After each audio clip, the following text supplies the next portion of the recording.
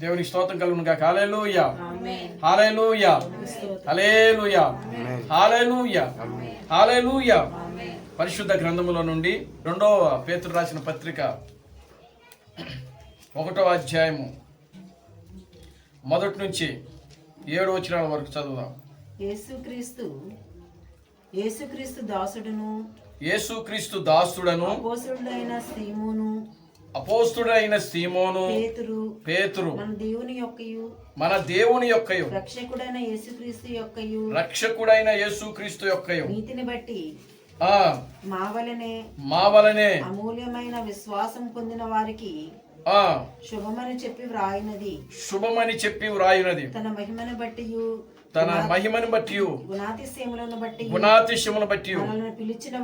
మనలను పిలిచిన వాని గూర్చి అనుభవ జ్ఞాన మూలముగా ఆయన దైవశక్తి జీవమునకును భక్తికిని కావలసిన వాటన్నిటిని మనకు దయచేసినందుకు దేవుని గూర్చినట్టు మన ప్రభు అయిన యేసును గూర్చినట్టు అయిన అనుభవ జ్ఞానము వలన మీకు కృపయు సమాధానమును విస్తరించును గాక. ఆ మహిమ గుణాతిశయమును బట్టి ఆయన మనకు అమూల్యములను అత్యధికములైన వాగ్దానములను అనుగ్రహించి ఉన్నాడు. దురాశను అనుసరించుట వలన లోకమందున్న భ్రష్టత్వమును ఈ వాగ్దాన మూలముగా మీరు తప్పించుకొని దైవ స్వభావమందు పాలువారగునట్లు వాటిని అనుగ్రహించెను. ఆ హేతువు చేతనే మీ మట్టుకు మీరు పూర్ణ జాగ్రత్త గలవారై మీ విశ్వాసమునందు సద్గుణమును జ్ఞానమును ఆశానిగ్రహమునందు సహనమునందు భక్తిని భక్తియందు సహోదర ప్రేమయందు దయను అమర్చుకొనుడి. ఇవి మీకు కలిగి విస్తరించిన ఎడల అవి మన ప్రభువైన యేసుక్రీస్తును గురించిన అనుభవ జ్ఞాన విషయములో మిమ్ములను సోమరులైనను నిష్కలుకులైన కాకుండానట్లు చేయును. దేవుని స్తోత్రం కలుగును గాక. హల్లెలూయా. అదేవిధంగా యెషయా గ్రంథము 53వ అధ్యాయము పరిశుద్ధ గ్రంథములో నుండి యెషయా గ్రంథము 53వ అధ్యాయము మొదటి నుంచి మనం చదువుదాం. 53వ అధ్యాయము మొదటి నుంచి మనం చదువుదాం. 12వ వచనాలు. మేము తెలియజేసిన సమాచారము ఎవడు నమ్మెను? యెహోవా బాహు ఎవనికి బయలుపరచబడెను? లేత మొక్కల వలెను ఎండిన భూమిలో మొలిచిన మొక్క వలెను అతడు ఆయన ఎదుట పెరిగెను. అతనికి స్వరూపమైనను సొగసైనను లేదు. మనం అతను చూచి అపేక్షించున్నట్లుగా అతని యందు స్వరూపము లేదు. అతడు తృణీకరింపబడిన వాడాయను. మనుషుల వలన విసర్జింపబడిన వాడు వ్యసనకాంతుడుగాను వ్యాధిని అనుభవించువాడు గాను మనుషులు చూడనల్ల వాని గాను ఉండెను. అతడు తృణీకరింపబడిన వాడు గనుక మనం అతనిని ఎన్నిక చేయకపోతే నిశ్చయముగా అతడు మన రోగములను భరించెను, మన వ్యసనములను వహించెను. అయినను మొత్తబడిన వాడిగాను దేవుని వలన బాధింపబడిన వానిగాను శ్రమనొందిన వానిగాను మనం అతనిని ఎంచితిమి. మన అతిక్రమ క్రియలను బట్టి అతడు గాయపరచబడెను. మన దోషములను బట్టి నలగొట్టబడెను. మన సమానార్థమైన శిక్ష అతని మీద పడెను. అతడు పొందిన దెబ్బల చేత మనకు స్వస్థత కలుగుచున్నది. మనమందరము మనమందరము గొర్రెల వలె త్రోవ తప్పితిమి. మనలో ప్రతి వాడును తనకిష్టమైన త్రోవకు తొలగెను. యెహోవా మనందరి దోషము అతని మీద మోపెను. అతడు దౌర్జన్యమునొందెను. బాధింపబడినను. అతడు నోరు తెరవలేదు.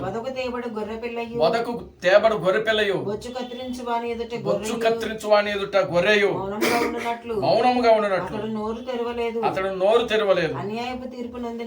అన్యాయపు తీర్పు నొందిన వాడై అతడు కొనిపోబడెను. అతడు నా జనుల అతిక్రమమును బట్టి మొత్తబడిను కదా. సజీవుల భూమిలో నుండి అతడు కొట్టివేయబడెను. అయినను అతని తరము వారిలో ఈ సంగతి ఆలోచించిన వారిలో ఆలోచించు వారెవరు? అతడు మరణమైనప్పుడు భక్తిహీనులతో అతనికి సమాధి నియమించబడెను. ధనవంతుని యొద్ద అతడు ఉంచబడెను. నిశ్చయముగా అతడు అన్యాయమేమీ చేయటలేదు. అతని నోట ఏ కపటము లేదు. అతని నలుగుగొట్టుటకు యెహోవాకు ఇష్టమాయెను. ఆయన అతనికి వ్యాధిని కలుగు చేసెను. అతడు తను తానే అపరాధ పరిహారార్థ బలి చేయగా అతని సంతానము చూచును. అతడు దీర్ఘాయుష్మంతుడగును. యెహోవా ఉద్దేశము అతని వలన సఫలమగును. అతడు తనకు కలిగిన వేదనను చూచి తృప్తి నొందును. నీతిమంతుడైన నా సేవకుడు జనుల దోషములను భరించి తనకున్న అనుభవ జ్ఞానము చేత అనేకులను నిర్దోషులుగా చేయును. కావున గొప్పవారితో నేను అతనికి పాలు పంచిపెట్టెదను. గనులతో కలిసి అతడు కొల్ల సొమ్మును విభాగించుకొనుటను ఏలయనగా మరణమునొందునట్లు అతడు తన ప్రాణమును ధారబోసెను. అతిక్రమం చేయ వారిలో ఎంచబడిన వాడాయను. అనేకుల పాపములను భరించుచు తిరుగుబాటు చేసిన వారిని గురించి విజ్ఞాపన చేసెను. ప్రార్థన చేసుకున్నాం. మమ్మల్ని మిక్కిలిగా ప్రేమించిన మా మంచి తండ్రి, జీవం గల దేవుడా, జీవాధిపతి, నిన్న నేడు నిరంతరము ఒకటే రీతిగా ఉన్న మా పరమ తండ్రి, నా ప్రభువైన అబ్రహాం క్రీస్తు, నీ పవిత్రమైన పాదాలకు వందనాలు, స్తుతులు, స్తోత్రములు ప్రభువానికి స్తుతులు, స్తోత్రములు చెల్లిస్తున్నాను తండ్రి. ఓ చదవబడిన వాక్య భాగములను మీరు ఆశీర్వదించండి, దీవించమని మీ సన్నిధిలో ప్రార్థిస్తున్నాను తండ్రి. నాయన ఈ వాక్య భాగము ద్వారా నా తండ్రి మీరు మాతో మాట్లాడమని మీ సన్నిధిలో ప్రార్థిస్తున్నాను తండ్రి. ఆయన నీ వాక్యములో రాయబడింది ప్రభువా, మనుష్యుడు రొట్టె వలన మాత్రమే జీవించడు గాని దేవుని నోటి నుండి వచ్చు ప్రతి మాట వలన జీవించునని నీ వాక్యములో రాయబడింది ప్రభువా. నీ వాక్యము నన్ను బ్రతికించుచున్నది, నా బాధలలో అదే నాకు నెమ్మదిని కలిగించుచున్నదని నీ వాక్యములో రాయబడింది ప్రభువా. నిశ్చయముగా నా తండ్రి, ఓ నీ వాక్యము నా పాదములకు దీపము, నా త్రోవలకు వెలుగునై ఉన్నదని నీ వాక్యములో రాయబడింది కనుక నా తండ్రి, నిశ్చయముగా నాయన ఈ మధ్యాహ్న సమయంలో నా తండ్రి నీ వాక్యము ద్వారా మీరు మాతో మాట్లాడడం ప్రభువా. ఓ నాయన నిశ్చయముగా నీ వాక్యము ద్వారా మా జీవితాలు సరిచేయండి ప్రభువా. మా ఆలోచనలు సరిచేయండి, మా తలంపులు సరిచేయండి, మా నడవడికు సరిచేయండి ప్రభువా. మేము కేవలం నాయన నీ వాక్యమునకు ఇష్టలుమగా ఉండే బిడలుగా మీరు మమ్మల్ని తీర్చిదిద్దిన ప్రభువా. ఓ నీ వాక్యము ద్వారా మా జీవితాలు సరిచేయబడినట్లు సహాయం చేయండి ప్రభువా. ఈ లోకంలో ప్రభువా మమ్మల్ని ఏది కూడా సరిచేయలేదు, కానీ ప్రభువా నీవు మాత్రమే సరిచేయగలిగిన దేవుడు నా ప్రభువా. నీవు మాత్రమే మా రోగాలు, మా బలహీనతలను స్వస్థపరచగలిగిన దేవుడు నా ప్రభువా. నిశ్చయముగా నాయన అటువంటి నాయన ఒక గొప్ప వాక్యమును నా తండ్రి, సందేశముతో నా తండ్రి మా హృదయములను మీరు తృప్తిపరచమని మీ సన్నిధిలో ప్రార్థిస్తున్నాను తండ్రి. కూడి వచ్చిన నీ బిడ్డ మీరు దీవించను ప్రభు, వాక్యమును వినగలిగే చెవులను, గ్రహించగలిగే మనస్సును ప్రభువా ఓ మీరు మాకు అనుగ్రహించమని మీ సన్నిధిలో ప్రార్థిస్తున్నాను తండ్రి. అన్ని విషయాలు నీ కృపణ దాయిచ్చండి, సమస్త ఘనత మహిమను మీరు తెచ్చుకోండి. జీవం కలిగిన నా ప్రభు అయిన అబ్రహాం క్రీస్తును నీ సర్వశక్తి కలిగిన నామములో ప్రార్థించి స్తుతించి వేడుకొనుచున్నాము. ఆమేన్. అందరూ కూర్చోండి.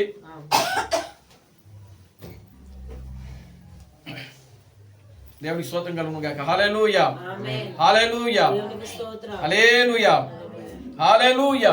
ఆమేన్. మన ప్రభువును రక్షకుడును విమోచకుడైన ప్రభు అయిన బ్రహ్మ క్రీస్తు నామములో మీ అందరికీ నా వందనాలండి. అందరికీ వందనాలు. దేవునికి స్తోత్రం కలుగును గాక. హల్లెలూయా, ఆమేన్, హల్లెలూయా.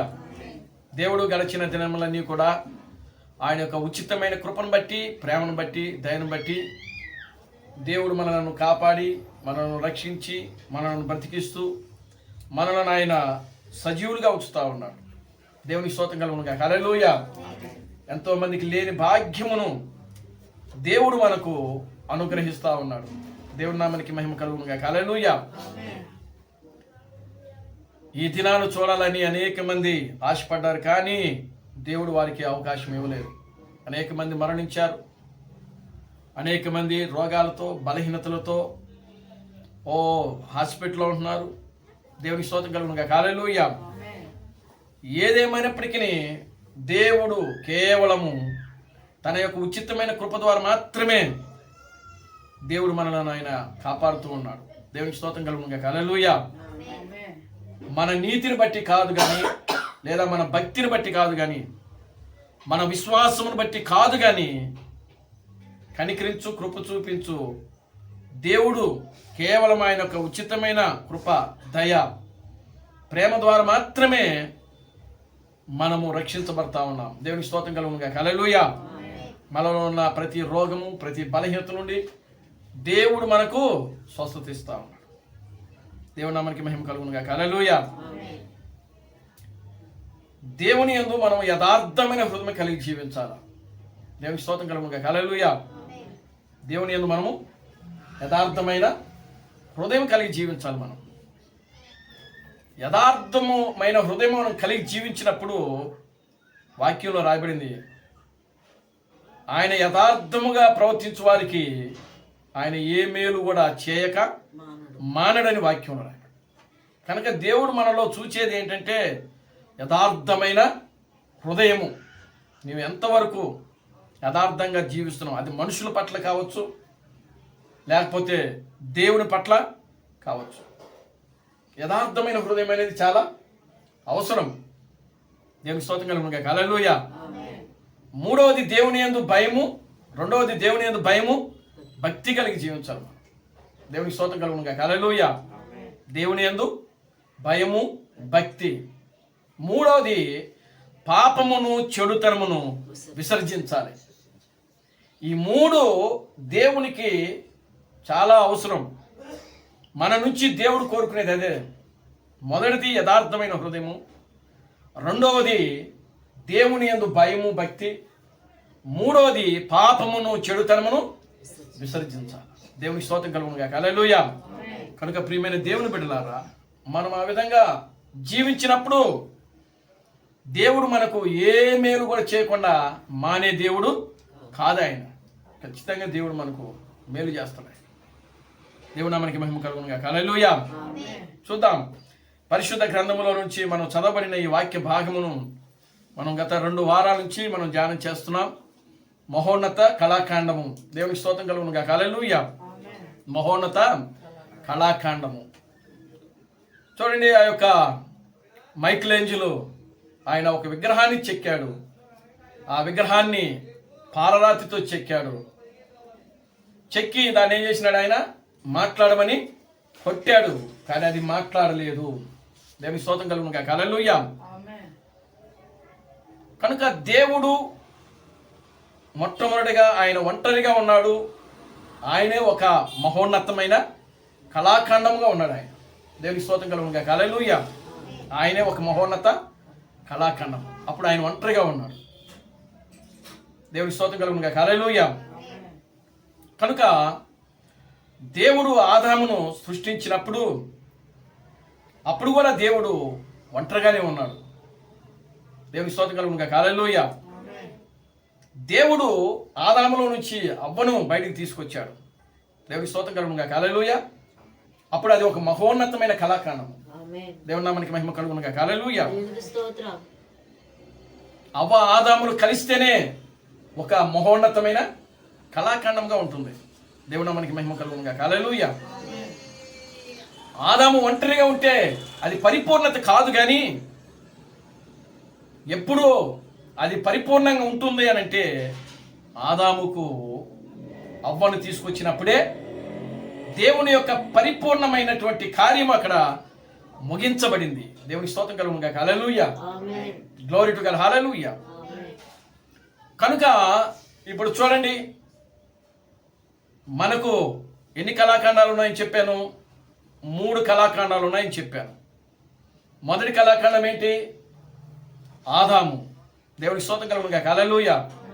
ఆదాము అవ్వ ఒక మహోన్నత కళాఖండం. దేవుని నామానికి మహిమ కలుగును గాక. హల్లెలూయా. కనుక ఆ మహోన్నత కళాఖండము ఎక్కడున్నది? ఏదెను తోటలో ఉన్నది. ఎక్కడుంది? ఏదెను తోటలో ఉన్నది. ఆ ఏదెను తోటలో ఆ మహోన్నతమ కళాఖండం ఏమైపోయింది? బ్రద్దలైపోయింది. ఏమైపోయింది చెప్పాలి. మీరు విన్నారా? పోయిన వారం వినట్లేదా? మరి ఏంటి మౌనంగా ఉంటున్నారు? దేవునికి స్తోత్రం కలుగును గాక. హల్లెలూయా. కనుక మహోన్నత కళాఖండము ఏదైనా తోటలో ఏమైపోయింది? బద్దలైపోయింది, పాడైపోయింది. ఎవరు పాడు చేశారు? సాతానుడు పాడు చేశాడు. ఏదైనా తోటలో సాతానుడు ప్రవేశించి ఆ యొక్క దేవుని చేత నిర్మించబడినటువంటి ఆ మహోన్నత కళాఖండము ఏదైనా తోటలో బద్దలైపోయింది. దేవునికి స్తోత్రం కలుగును గాక. హల్లెలూయా. బద్దలైపోయిన తరువాత దేవుడు మరలా మరొక మహోన్నత కళాఖండాన్ని ప్రియులారా గమనించండి, నిర్మించాలనుకున్నాడు, నిర్మించాడు. ఆయన దేని మీద పునాది వేశాడు అని అంటే ప్రియులారా, అబ్రహాము, ఇస్సాకు, యాకోబు, యోసేపు. అబ్రహాము దేనికి సూచనగా ఉన్నాడు? విశ్వాసమునకు సూచనగా ఉన్నాడు. ఇస్సాకు దేనికి సూచనగా ఉన్నాడు? ప్రేమకు సూచనగా ఉన్నాడు. యాకోబు దేనికి సూచనగా ఉన్నాడు? కృపకు సూచనగా ఉన్నాడు. యోసేపు పరిపూర్ణతకు సూచనగా ఉన్నాడు. దేవునికి స్తోత్రం కలుగును గాక. హల్లెలూయా. ఈ నలుగురు మీదనే పునాది వేయబడింది. దేవునికి స్తోత్రం కలుగును గాక. హల్లెలూయా. ఆమేన్, హల్లెలూయా. కనుక విశ్వాసము, ప్రేమ, కృప, పరిపూర్ణత, వీటి మీద యూదా సంఘానికి దేవుడు ఒక మహోన్నత కళాఖండాన్ని చెక్కాడు. ఆ కళాఖండమే ప్రభు అయిన యేసుక్రీస్తు. దేవునికి స్తోత్రం కలుగును గాక. హల్లెలూయా. ఆమేన్, హల్లెలూయా. ఆ యొక్క కళాఖండమే యేసుక్రీస్తు, ప్రభు అయిన యేసుక్రీస్తు. దేవునికి స్తోత్రం కలుగును గాక. హల్లెలూయా. యూదా సంఘానికి యేసుక్రీస్తు ఆయన శిరస్సుగా ఉన్నాడు. ఆయన దేవునికి స్తోత్రం కలుగును గాక. హల్లెలూయా. యేసుక్రీస్తు ఎవరికి శిరస్సుగా ఉన్నాడు? యూదా సంఘానికి. దేవుని నామానికి మహిమ కలుగును గాక. హల్లెలూయా. ఆయన యూదా సంఘానికి ఒకే ఒక కుమారుడిగా, ఏకైక కుమారుడిగా ఆయన భూమి మీదకి వచ్చాడు. ఆయన దేవునికి స్తోత్రం కలుగును గాక. హల్లెలూయా. అందుకనే యేసుక్రీస్తు అన్నాడు కదా, నేను ప్రవక్తుల యొక్క వచనములనైనను వారి యొక్క ప్రవక్తుల యొక్క వచనములనైనను కొట్టివేయ వచ్చితినని మీరు తల ఉంచవద్దు, వాటిని నేను నెరవేర్చుటకి వచ్చి తిని. దేవునికి స్తోత్రం కలుగును గాక. హల్లెలూయా. Glory to God. హల్లెలూయా.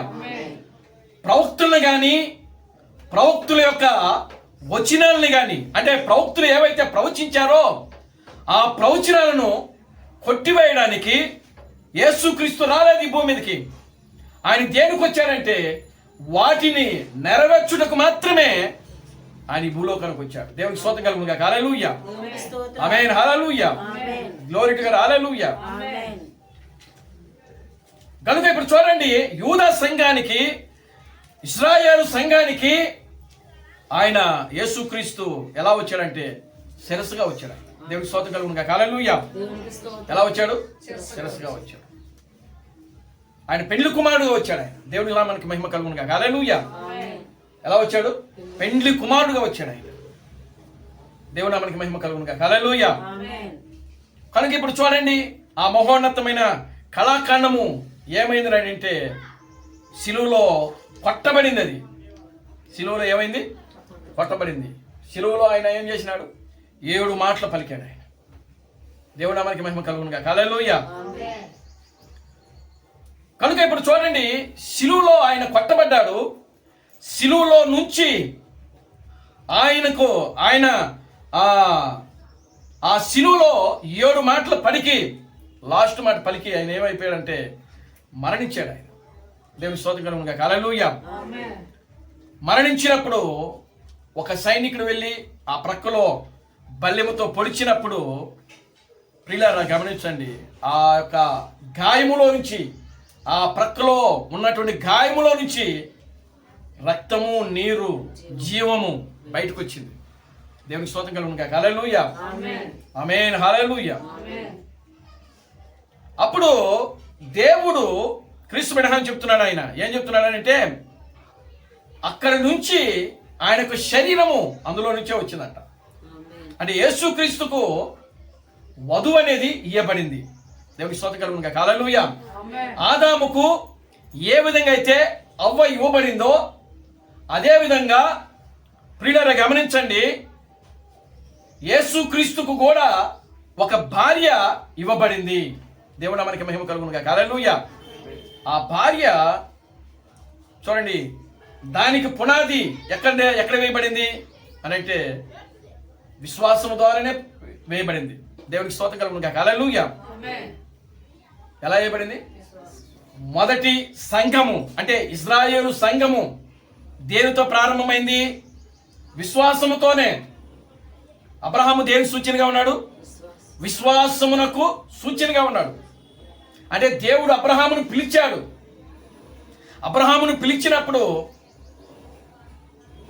ఆయన తన యొక్క బంధువులను, తన రక్త సంబంధికులను సమస్తాన్ని విడిచిపెట్టి దేవుడు చూపించే దేశానికి ఆయన వెళ్ళమన్నాడు. అదేవిధంగా ప్రియులారా సమస్తమును విడిచిపెట్టి అబ్రహాము దేవుడు చూపించే దేశానికి వెళ్ళాడు.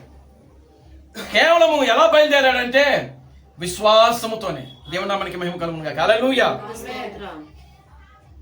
చూడండి, కానాను దేశాన్ని అబ్రహాము ఎప్పుడు కూడా చూడలేదు, అసలు తెలియదు ఆయనకు. ఆయన ఎక్కడున్నాడు? కల్దీల దేశంలో ఉన్నాడు. ఈయన ఎక్కడికి వెళ్ళమంటున్నాడు? కనానుకి వెళ్ళమంటున్నాడు. కనాను ఎక్కడుందో అబ్రహాముకు తెలీదు. ఆ ప్రాంతం ఎలా ఉంటుందో, ఆ మనుషులు ఎలా ఉంటారో అబ్రహాముకి తెలీదు. కానీ దేవుడు వెళ్ళమన్నాడు కాబట్టి కేవలము విశ్వాసము ద్వారా మాత్రమే బయలుదేరి వెళ్ళిపోయాడు, అంతే. దేవుడికి స్తోత్రం కలుగునుగా. హల్లెలూయా. కనుక ఇప్పుడు చూడండి, క్రైస్తవ సంఘము కూడా విశ్వాసముతోనే ప్రారంభమైంది. దేవుడికి స్తోత్రం కలుగునుగా. హల్లెలూయా. క్రైస్తవ సంఘము దేనితో ప్రారంభమైంది? విశ్వాసం. మొట్టమొదటి 7 సంఘ కాలాలు మనకు ఉన్నాయి. దేవుడి నామానికి మహిమ కలుగునుగా. హల్లెలూయా. చూడండి, ఒక పరిపూర్ణ మానవుని యొక్క స్వరూపములో మొట్టమొదటిది ఏమిటంటే విశ్వాసము. దేవునికి స్తోత్రం కలుగునుగా. హల్లెలూయా. ఈ విశ్వాసం అనేది ఎక్కడ ప్రారంభమైంది అంటే మొదటి కాలంలో ప్రారంభమైంది. మొదటి కాలం అనగా ఎఫెసు. చూడండి, మనం చదివాం కదా ఇప్పుడు ఆ యొక్క 2వ పేతురు రాసిన పత్రిక 1వ అధ్యాయము చూడండి 7వ వచనము. భక్తి యందు 5వ వచనం నుంచి చదవండి. ఆ హేతువు చేతనే మీ మట్టుకు మీరు పూర్ణ జాగ్రత్త గలవారై మీ విశ్వాసమునందు. దేవుని స్తోత్రం కలుగునుగా. హల్లెలూయా. అంటే పేతురు ఇక్కడ దేని గురించి మాట్లాడుతున్నాడంటే సంఘము గురించి మాట్లాడుతున్నాడు. ఇక్కడ ఎవరి గురించి మాట్లాడుతున్నాడు? సంఘము. సంఘము ఏం కలిగి ఉంది అని అంటే విశ్వాసము కలిగి ఉందంట. దేవునికి స్తోత్రం కలుగునుగా. హల్లెలూయా. అంటే కొత్త నిబంధన సంఘం. దేవునికి స్తోత్రం కలుగునుగా. హల్లెలూయా. క్రీస్తు బిడ్డ చెప్తున్నాడు, పాత నిబంధనకు తెలుసు అంట. పాత నిబంధనకు తెలుసు. ఏం తెలుసు? పాత నిబంధనకు మరొక నిబంధన ఉందని. దేవునికి స్తోత్రం కలుగునుగా. హల్లెలూయా. పాత నిబంధనకి తెలుసు అంటే ఏముంది? ఇంకొక నిబంధన అంటే కొత్త నిబంధన ఉందని. దేవునామానికి మహిమ కలుగును గాక. హల్లెలూయా. ఈ పాత నిబంధన కొత్త నిబంధన ఈ రెండు కూడా భార్య భర్తల వలె ఉన్నాయంట. దేవునికి స్తోత్రం కలుగును గాక. హల్లెలూయా. ఎలా ఉన్నాయి? పాత నిబంధన కొత్త నిబంధన ఈ రెండు ఎలా ఉన్నాయి? భార్య భర్తల వలె ఉన్నాయంట. దేవునికి స్తోత్రం కలుగును గాక. Hallelujah. Glory to God. Hallelujah. కనుక ఇప్పుడు చూడండి, ఇప్పుడు కొత్త నిబంధన సంఘము కూడా దేనితో ప్రారంభమైంది? విశ్వాసముతోనే. దేంతో ప్రారంభమైంది? పేతురు దేంతో చెప్తున్నాడు ఇక్కడ? విశ్వాసముతో. పౌలు కూడా చెప్తున్నాడు. హెబ్రీయులకు రాసిన పత్రికలో ఆయన ఏం చెప్తున్నాడు అంటే 11వ అధ్యాయము మనం చూస్తే 12వ వచనం 1, 2, 3 వచనాలు చదవండి. హెబ్రీయులకు రాసిన పత్రిక 11వ అధ్యాయము.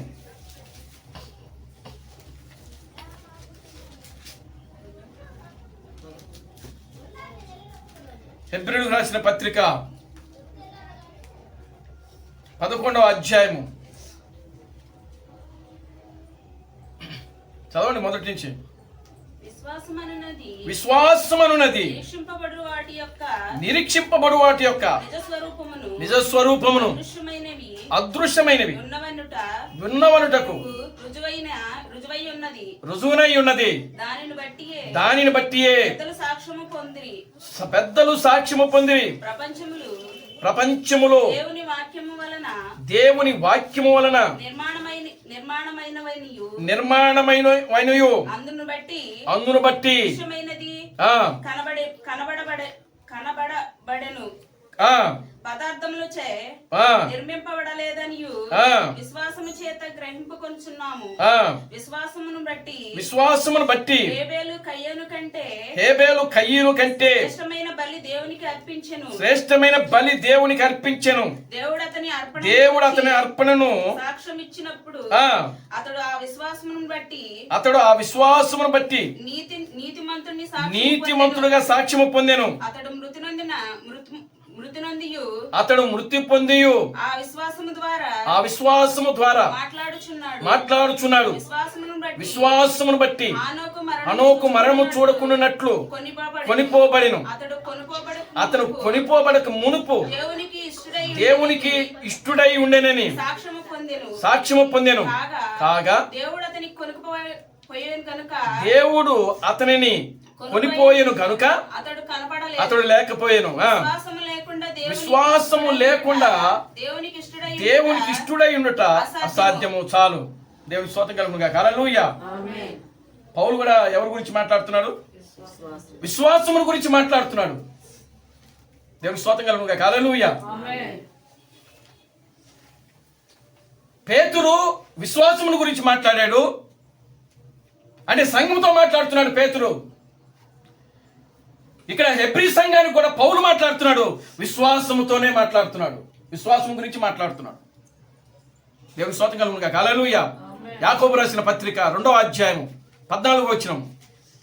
యాకోబు రాసిన పత్రిక 2వ అధ్యాయం 14వ వచనం.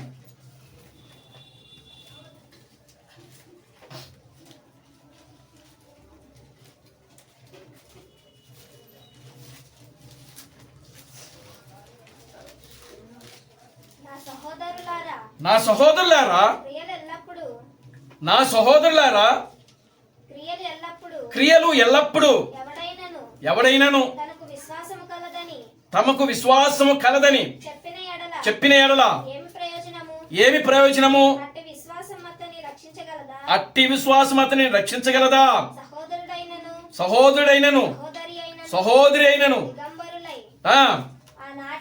ఆనాటికి భోజనము లేక ఉన్నప్పుడు మీలో ఎవడైనను శరీరమునకు కావలసిన వాటిని ఇయ్యక సమాధానముగా వెళ్ళుడి. 17వ వచనం చదవండి. అలాగే విశ్వాసము క్రియలు లేనిదైతే అది ఒంటిగా ఉండి మృతి అయినదగును. అయితే ఒకడు నీకు విశ్వాసమున్నది నాకు క్రియలున్నవి. క్రియలు లేకుండా నీ విశ్వాసము నాకు కనపరచుము. నేను నా క్రియల చేత నా విశ్వాసము నీకు కనపరుచుతునని కనపరుచుతున్నానని చెప్పును. చెప్పెను.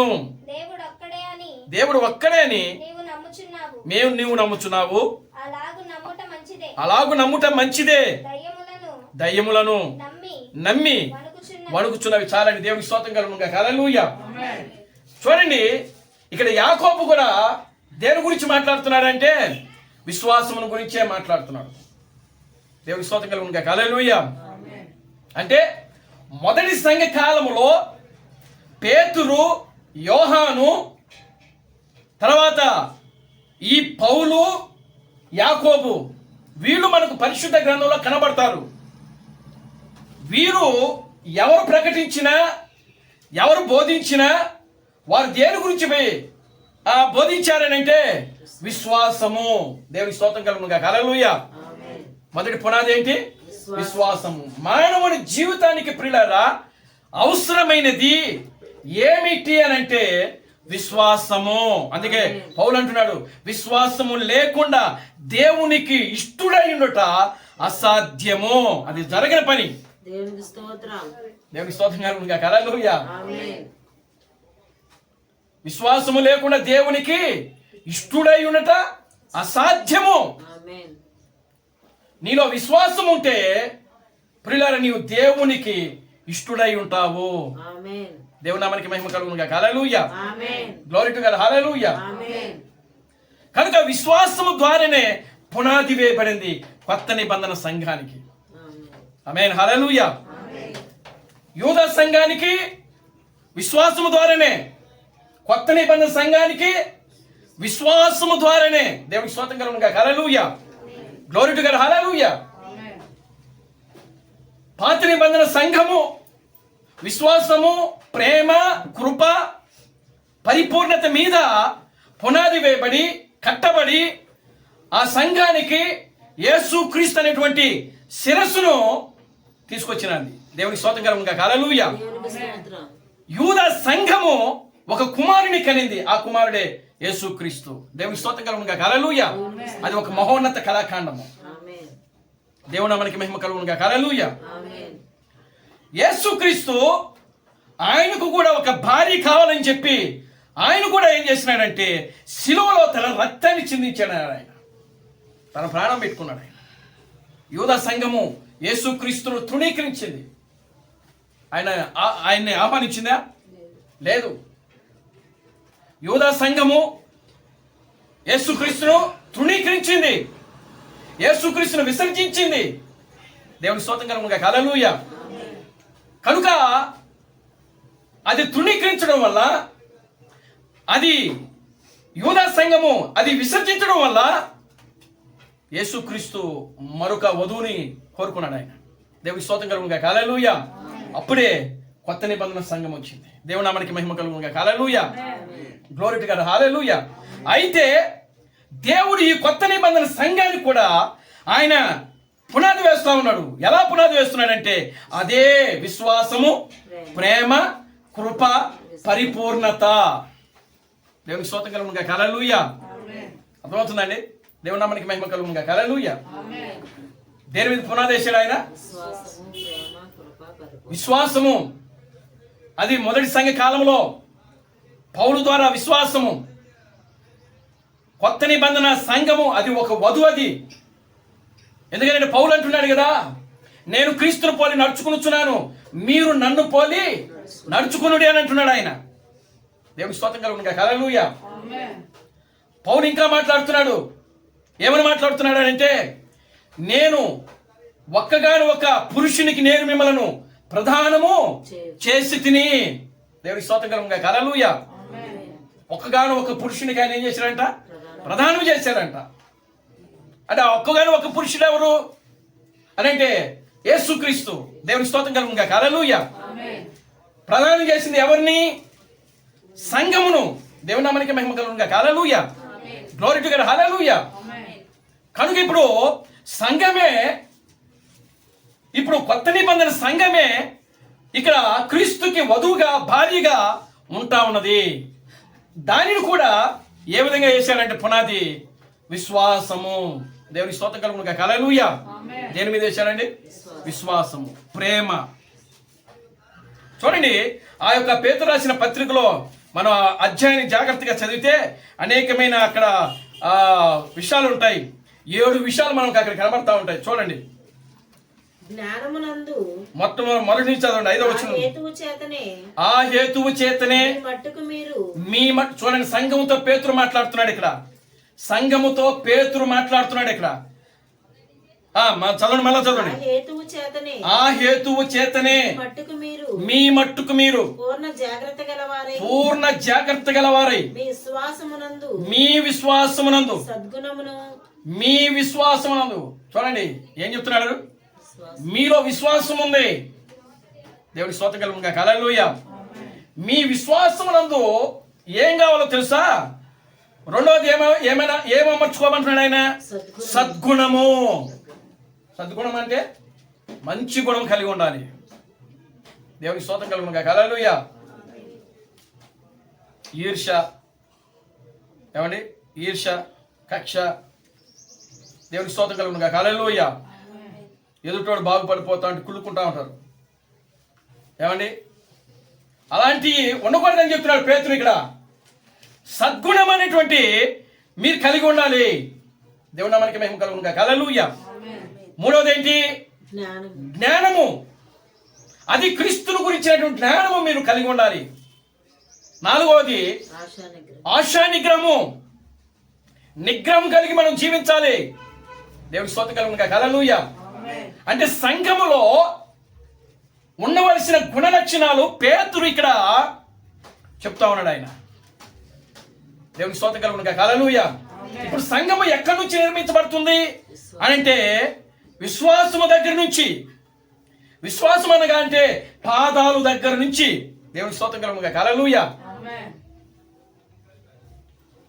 ఒక విగ్రహాన్ని చెక్కినప్పుడు ఏం చెప్పాను? మొదట కళాఖండం గురించి చెప్పినప్పుడు ఆ విగ్రహం ఎక్కడి నుంచి చెక్కబడుతుంది? పాదాల దగ్గర నుంచి. పునాది వేయాలి.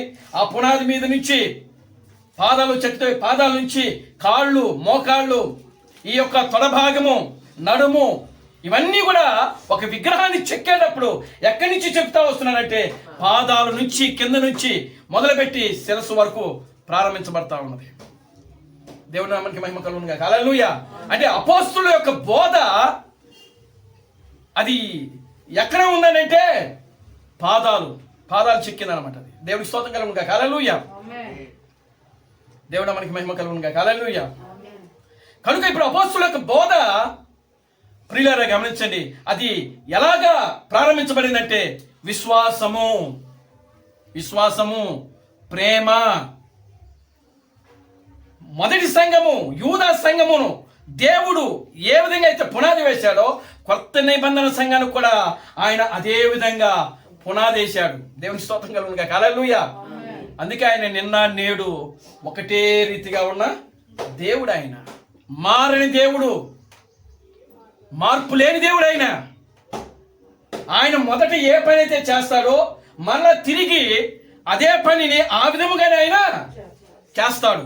మొదట ఒక రకంగా, రెండోసారి రెండో రకంగా ఆయన చేయడు.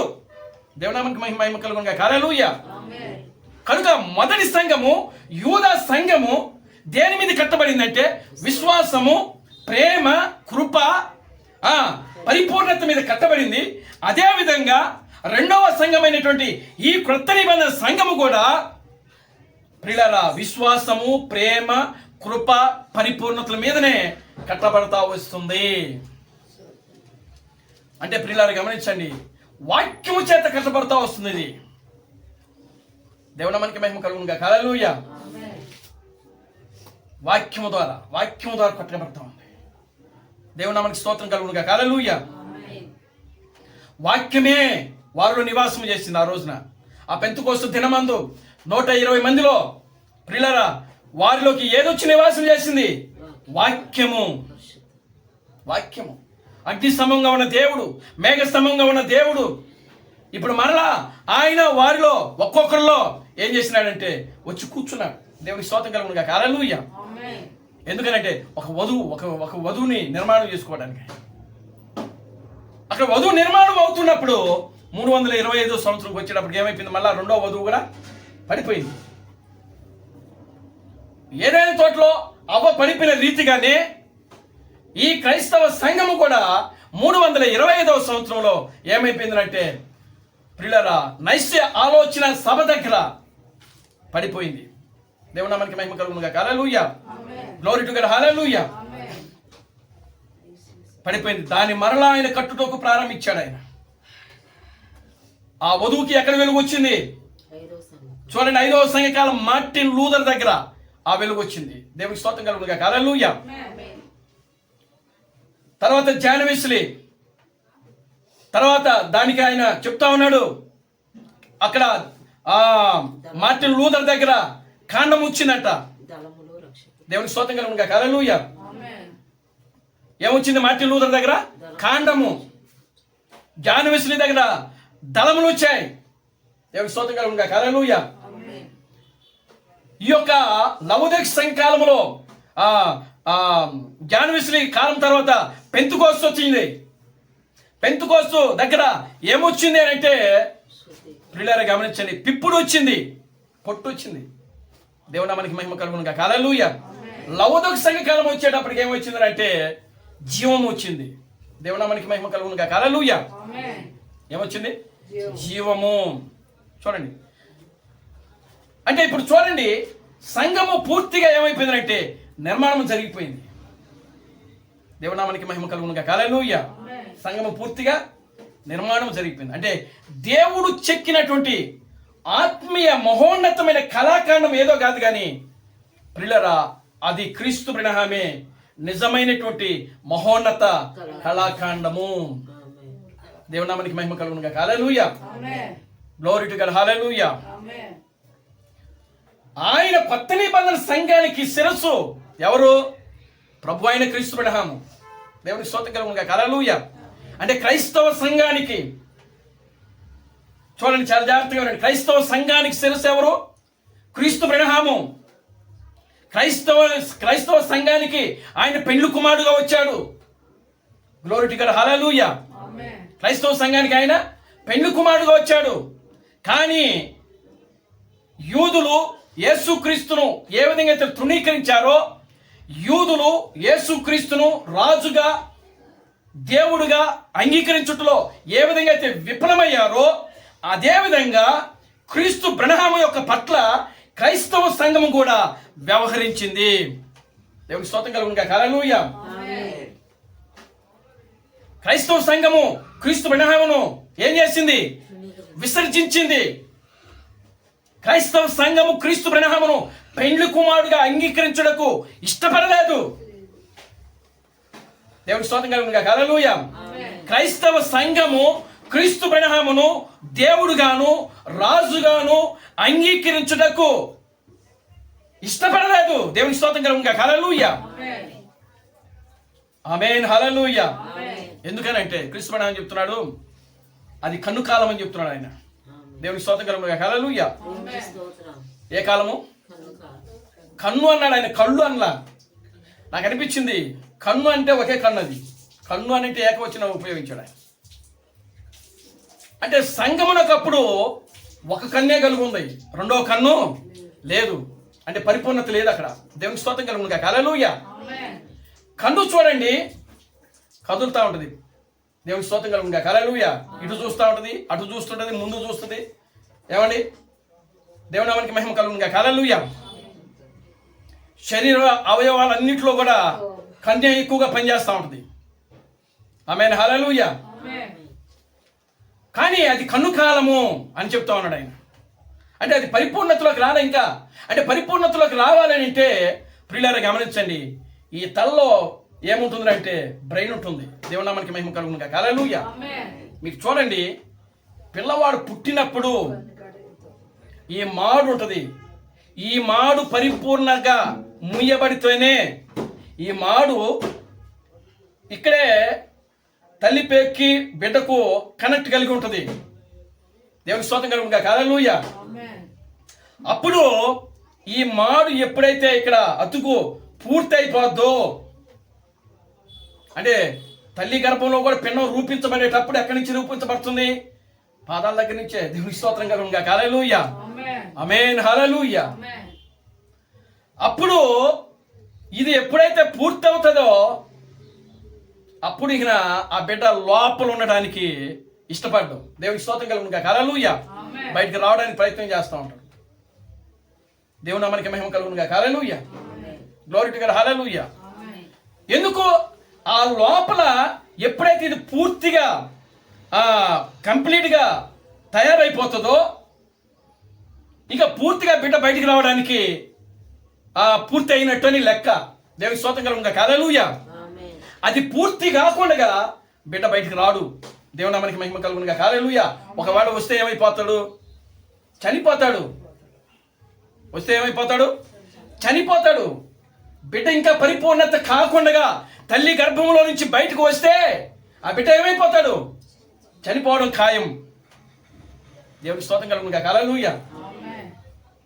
కనుక ఇప్పుడు చూడండి, ఆ బిడ్డ బయటికి రావాలంటే ఆ తల్లి గర్భంలోనే ఆ పిండం పూర్తిగా నిర్మాణం అనేది జరగాలి. అదేవిధంగా ప్రియులారా గమనించండి, క్రీస్తు బ్రహ్మ వచ్చిన కాలము కన్ను కాలము. అంటే చూడండి, అంటే కన్ను కాలం అంటే ఆల్రెడీ తల కూడా నిర్మాణం అయిపోయింది. తల కూడా నిర్మాణం అయిపోయింది. దేవునికి స్తోత్రం కలుగునుగా. హల్లెలూయా. అయితే ఇంకా జ్ఞానం రాలేదు దానికి. దేవునికి స్తోత్రం కలుగునుగా. హల్లెలూయా. అందుకనే చూడండి, క్రీస్తు బ్రహ్మ యొక్క కాలము కన్ను కాలము కనుకనే ఆయన ప్రపంచాన్ని తిరిగాడు. కన్ను కదులుతుంది కాబట్టి ప్రపంచాన్ని 7 సార్లు తిరిగాడు. అనేకమైన అద్భుత కార్యాలు చేశాడు. దేవునికి స్తోత్రం కలుగునుగా. హల్లెలూయా. స్వస్థతలు చేశాడు. కారణం ఏంటి? కన్ను కదిలిస్తా ఉంది, ప్రయాణం చేసింది. దేవుని నామానికి మహిమ కలుగునుగా. హల్లెలూయా. కానీ సంఘానికి అయితే పరిపూర్ణమైన జ్ఞానం రాలేదు. అప్పుడు ఇంకా సంఘానికి పరిపూర్ణమైన జ్ఞానము రాలా. ఎందుకని రాలేదు అంటే లౌదోక సంఘాలం ఎలా ఉంది? హక్కులు, పోరాటాలు, ధనము, డబ్బు అంతా కూడా సంఘములో ఉంది. దేవునికి స్తోత్రం కలుగునుగా. హల్లెలూయా. కనుక అదంతా కూడా పోగొట్టుకోవటం వల్ల ప్రియులారా గమనించండి, క్రీస్తు బ్రహ్మను సంఘము గుర్తించలేకపోయింది, తృణీకరించింది. క్రైస్తవ సంఘానికి క్రీస్తు బ్రహ్మే శిరస్సు. క్రైస్తవ సంఘానికి పెళ్లి కుమారుడు క్రీస్తు బ్రహ్మే. దేవునికి స్తోత్రం కలుగునుగా. హల్లెలూయా. ఇప్పుడు చూడండి, ఆయనను విసర్జించడం వల్ల పరిపూర్ణమైనటువంటి జ్ఞానము రాకపోవటం వల్ల ఏమైందంటే ప్రియులారా, ఆయన మరలా తిరిగి పరలోకానికి వెళ్ళిపోయాడు. యేసుక్రీస్తు కదా మరలా పరలోకానికి వెళ్ళినప్పుడు అలాగనే మరలా ఆయన పరలోకానికి వెళ్ళి మరలా ఆయన ఏం చేసినాడంటే అర్ధరాత్రి గడిలో వచ్చినాడు. దేవునికి స్తోత్రం కలుగునుగా. హల్లెలూయా. అర్ధరాత్రి గడిలో ఎలా వచ్చాడు? క్రీస్తు థామస్ యొక్క రూపంలో వచ్చాడు ఆయన. దేవుని నామానికి మహిమ కలుగునుగా. హల్లెలూయా. ఇప్పుడు క్రీస్తు థామస్ వచ్చి ఆయన ఏమని బోధిస్తున్నాడు తెలుసా? క్రైస్తవ సంఘానికి శిరస్సు, పెండ్లి కుమారుడు, మహోన్నత కళాకాండము ఎవరు అని అంటే క్రీస్తు బ్రహ్మే. దేవునికి స్తోత్రం కలుగునుగా. హల్లెలూయా. ఆమేన్, హల్లెలూయా. ఆ మహోన్నత కళాకాండాన్ని, ఆ పెండ్లి కుమారుణ్ణి, ఆ క్రీస్తును, ఆ దేవుణ్ణి వాళ్ళు విసర్జించడంలో ఏమైపోయిందంటే తప్పిపోయారు, తృణీకరించారు. దేవునికి స్తోత్రం కలుగునుగా. హల్లెలూయా. నమ్మిన వారికి మాత్రం ఆయన పెళ్లి కుమారుడుగా ఉన్నాడు, దేవుడుగా ఉన్నాడు, రాజుగా ఉన్నాడు. దేవునికి స్తోత్రం కలుగునుగా. హల్లెలూయా. ఇప్పుడు చూడండి, క్రీస్తు థామస్ వచ్చి ఆయన ఏం చెప్తున్నాడంటే, ఆయన కూడా ఏం చెప్పడం ప్రారంభించాడంటే విశ్వాసము. దేవునికి స్తోత్రం కలుగునుగా. హల్లెలూయా. క్రీస్తు థామస్ ఏం చెప్తున్నాడు? నువ్వు ఎలాగయ్యా క్రీస్తు బ్రహ్మ దేవుడని నమ్ముతున్నావు? ఎలాగ నువ్వు చెప్తున్నావు అని అంటే విశ్వాసము ద్వారా. దేవునికి స్తోత్రం కలుగునుగా. హల్లెలూయా. దేని ద్వారా చెప్తున్నాడంటే ఆయన క్రీస్తు బ్రహ్మను ఆయన కలుసుకోలేదు, ఒక దర్శనం ఆయనకి రాలేదు, ఒక దర్శనం ఆయన దగ్గర లేదు, ఒక అద్భుతాలు ఆయన దగ్గర లేవు, ఏమీ లేవు క్రీస్తు థామస్ దగ్గర. దేవునికి స్తోత్రం కలుగునుగా. హల్లెలూయా. కానీ క్రీస్తు థామస్ వచ్చి ఏం చెప్తున్నాడంటే క్రీస్తు బ్రహ్మే దేవుడు, క్రీస్తు బ్రహ్మే రాజులకు రాజు, క్రీస్తు బ్రహ్మే ప్రభువులకు ప్రభు, ఆయనే పెళ్లి కుమారుడని బోధించడం ప్రారంభించాడు. దేవుని స్తోత్రం కలుగునుగా. హల్లెలూయా. ఏ విధంగా విశ్వాసము ద్వారా. ఆమేన్. దేవుని స్తోత్రం కలుగును. హల్లెలూయా. ఆమేన్. దేవుడు మానవుణ్ణి కేవలం విశ్వాసం ద్వారా మాత్రమే కట్టాలని, ఆమేన్. విశ్వాసముతో నిలబడాలని దేవుని యొక్క అద్భుతమైన ప్రణాళిక. ఆమేన్. దేవునికి స్తోత్రం. దేవుని స్తోత్రం కలుగును. హల్లెలూయా. ఆమేన్. అందుకే దాన్ని ఎక్కడ పునాది వేసాడు? అబ్రహాముతో పునాది వేశాడు ఆయన. ఆమేన్. అబ్రహాము విశ్వాసులకు తండ్రిగా పిలువబడుతున్నాడు ఆయన. ఆమేన్. మనకు తండ్రి ఎవరు? అబ్రహామే. ఆమేన్. దేవుని స్తోత్రం కలుగును. హల్లెలూయా. మనం శరీర సంబంధమైనటువంటి బిడ్డలం కాదు అబ్రహాముకి. మనం శరీర సంబంధమైన బిడ్డలం కాదు, కానీ మనము ఏ బిడ్డలమై ఉన్నామంటే ఆత్మ సంబంధమైనటువంటి బిడ్డలము. దేవుని స్తోత్రం కలుగును. హల్లెలూయా. దేవునికి స్తోత్రం. అబ్రహాము పునాదులు గల పట్టణం కోసం ఎదురు చూశాడు. అంటే శరీర సంబంధమైన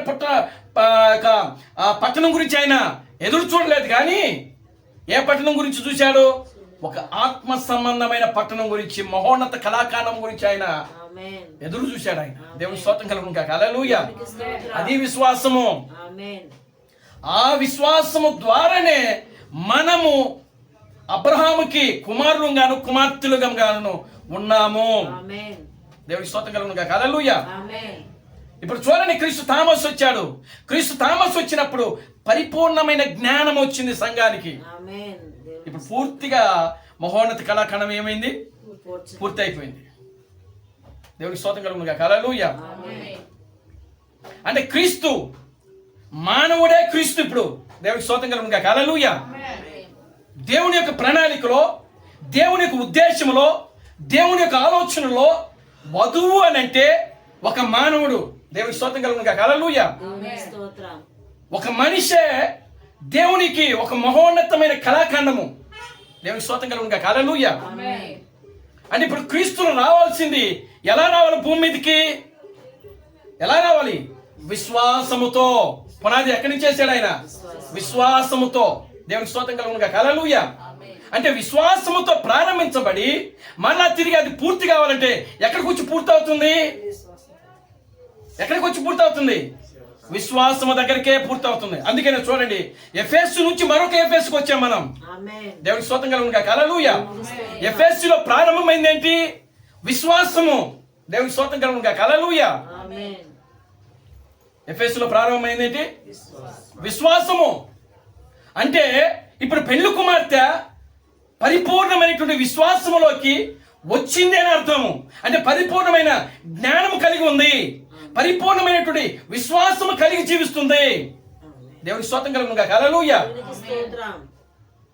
అంటే ఇప్పుడు క్రీస్తులు ఇప్పుడు చూడండి, పరిపూర్ణమైన జ్ఞానం వచ్చేసింది. అంటే ఒక మహోన్నత కళాఖండము నిర్మాణం జరిగింది. ఆ మహోన్నత కళాఖండం ఎవరు? క్రీస్తు బెనహాము. ఆ మహోన్నత కళాఖండము క్రీస్తు బెనహాము. దేవుని స్తోత్రం కలుగును. హల్లెలూయా. కనుక ఇప్పుడు క్రీస్తు బెనహాము తరువాత మరొక క్రీస్తు వచ్చాడు. ఆ క్రీస్తే క్రీస్తు థామస్. దేవుని స్తోత్రం కలుగును. హల్లెలూయా. అంటే వీళ్ళందరూ కూడా మహోన్నత కళాఖండములో ఒక్కొక్క భాగం వస్తుంది నిర్మాణములో. దేవుని స్తోత్రం కలుగును. హల్లెలూయా. అంటే జగత్తుకు పునాది వేయబడక మునిపే దేవుని యొక్క ఆలోచనలో, దేవుని యొక్క ఉద్దేశంలో, దేవుని ప్రణాళికలో ఎంతమంది అయితే ఉన్నారో వారందరూ ఎక్కడ ఉన్నారంటే ఈ ఆలోచనలో ఉన్నారు. వాళ్ళందరూ కూడా ఏమై ఉన్నారంటే మహోన్నత కళాఖండంలో ఒక భాగమై ఉన్నారు వాళ్ళు. దేవుని స్తోత్రం కలుగును. హల్లెలూయా. క్రీస్తు బ్రహ్మాం కానీ, క్రీస్తు థామస్ కానీ, లేదా జాషువా మనోహర్ కానీ, లేకపోతే ఈరోజు నీవు నేను కానీ, ప్రియమైన దేవుని బిడ్డలారా, ఈ మహోన్నత కళాఖండం గురించి మనము మాట్లాడుతున్నాము అని అంటే ఆ మహోన్నత కళాఖండంలో నీవు నేను ఒక భాగమై ఉన్నాము, ఒక కణమై ఉన్నాం మనం, ఒక వాక్యములో ఒక ముక్కై ఉన్నాం మనం. దేవుని స్తోత్రం కలుగును. హల్లెలూయా. కనుక ఈ మహోన్నత కళాఖండానికి కావాల్సింది ఏంటంటే పరిపూర్ణమైనటువంటి విశ్వాసము. విశ్వాసము ద్వారానే కట్టబడాలి. దేవుని స్తోత్రం కలుగును. హల్లెలూయా. అందుకని క్రీస్తు బ్రహ్మ భూమి మీద ఉన్నప్పుడు ఆయన ఏది జరిగినా ముందే చూశాడు. ఆయన యేసుక్రీస్తు యెరూషలేములో హిట్లర్ ఆ యొక్క టైటస్ రాజు వచ్చి ఆ యొక్క యెరూషలేముని నాశనం చేయటం చూశాడు. ఆయన కొండ మీద నిలబడి చూశాడు. యెరూషలేము నాశనం అయిపోవడం చూశాడు. యెరూషలేం అంతా రక్తం ఏరులై పారటం చూశాడు. అందుకే ఆయన వచ్చి, ఓ యెరూషలేమా యెరూషలేమా, ప్రవక్తలను రాళ్లతో కొట్టుచు చంపుచూ ఉన్నదానా అని ప్రవచించాడు. మీరు నాశనం అయిపోతున్నారు, జాగ్రత్త. దేవుడి స్తోత్రం కలుగునుగాక. హల్లెలూయా. ఏడ్చాడు, దాని గురించి ప్రలాపించాడు. దేవుని మనకి మహిమ కలుగునుగాక. హల్లెలూయా. అదే విధంగా యేసు క్రీస్తు బ్రహ్మ కూడా ఆయన సన్సెట్ పర్వతం మీద నిలబడి చూస్తా ఉన్నాడు అమెరికా దేశాన్ని. దేవుడి స్తోత్రం కలుగునుగాక. హల్లెలూయా. చూస్తున్నాడు ఆయన అమెరికా దేశం అంతా కూడా పొగలు కక్కుతూ ఒక నిర్మానుష్యంగా తగలబడిపోవడం చూశాడు ఆయన. ఆకాశానికి ఆ పొగ అంటుకోవడం చూశాడు ఆయన. ఆమేన్. దేవుడి స్తోత్రం కలుగునుగాక. హల్లెలూయా. ఏమైంది? లాస్ ఏంజల్స్ తగలబడిపోయింది, బూడిదైపోయింది. ఏమైంది? అది జరిగిన తర్వాత భూకంపం వచ్చి ఆ కొండలు ఇరిగిపోయి ఇళ్ళన్నీ కూడా నాశనం అయిపోయింది. ఏం జరుగుతుంది ఈ రోజున? అదే మళ్ళీ అమెరికాలో ఒక ఫ్లైట్, ఆ 16 మందితో ఉన్నటువంటి విమానము, తర్వాత ఒక హెలికాప్టర్ 2 కూడా క్రాష్ అయ్యి మొత్తం ఉన్న వాళ్ళందరూ కూడా చనిపోయారు. అందులో ఏం జరుగుతుంది? ఒక పక్కన నాశనం. దేవుడికి స్తోత్రం కలుగునుగాక. హల్లెలూయా. ఆమేన్. ప్రపంచాన్ని దేవుడు ఊడ్చేస్తున్నాడు. దేవుని మనకి మహిమ కలుగునుగాక. హల్లెలూయా. ఇంకా జరుగుతూ ఉన్నాయి. ఇప్పుడు మన భారతదేశం కూడా మొదలు పెట్టాడు దేవుడు. ఒక పక్క నుంచి ఊడుస్తా ఉన్నాడు, ఒక పక్కన. ఆమేన్. దేవునికి స్తోత్రం. దేవునికి స్తోత్రం కలుగునుగాక. హల్లెలూయా. ఆమేన్. కానీ గ్రహించలేకపోతున్నారు. ఎందుకు జరుగుతున్నాయో జనానికి అర్థం కావట్లా. ఆమేన్. ప్రియమైన దేవుని బిడ్డారా, మహోన్నత కళాఖండంలో 3వ భాగము దేవుడు దేనితో ప్రారంభిస్తున్నాడంటే విశ్వాసము ద్వారానే ప్రారంభిస్తున్నాడు. దేవునికి స్తోత్రం కలుగునుగాక. హల్లెలూయా. చూడండి, విశ్వాసము ద్వారానే దేవుడు పాదాల దగ్గర పునాది వేశాడు. మరలా ఈ యొక్క ఎండింగ్ లో కూడా దేవుడు విశ్వాసము ద్వారానే ముగిస్తా ఉన్నాడు. ఇప్పుడు ఆ విత్తనములో పరిపూర్ణమైన వారందరినీ దేవుడు బయటికి తీసుకొస్తాడు. బయటికి తీసుకొచ్చి వాళ్ళంతా కూడా క్రీస్తులే. ఇప్పుడు వచ్చే వాళ్ళంతా కూడా ఎవరండి? క్రీస్తులే. దేవుని స్తోత్రం కలుగునుగాక. హల్లెలూయా. క్రీస్తు పరిపూర్ణమైన విశ్వాసం కలిగి ఉంటాడు. అవునే కదా? ఆయనలో ఏమాత్రము కూడా సందేహం ఉండదు, చీకటి ఉండదు. దేవుని స్తోత్రం కలుగునుగాక. హల్లెలూయా. సందేహం అనగా చీకటి అన్న ఒకటే, అవిశ్వాసము. క్రీస్తులో అవిశ్వాసం ఉంటుందా? ఉండదు. దేవుని స్తోత్రం కలుగునుగాక. హల్లెలూయా.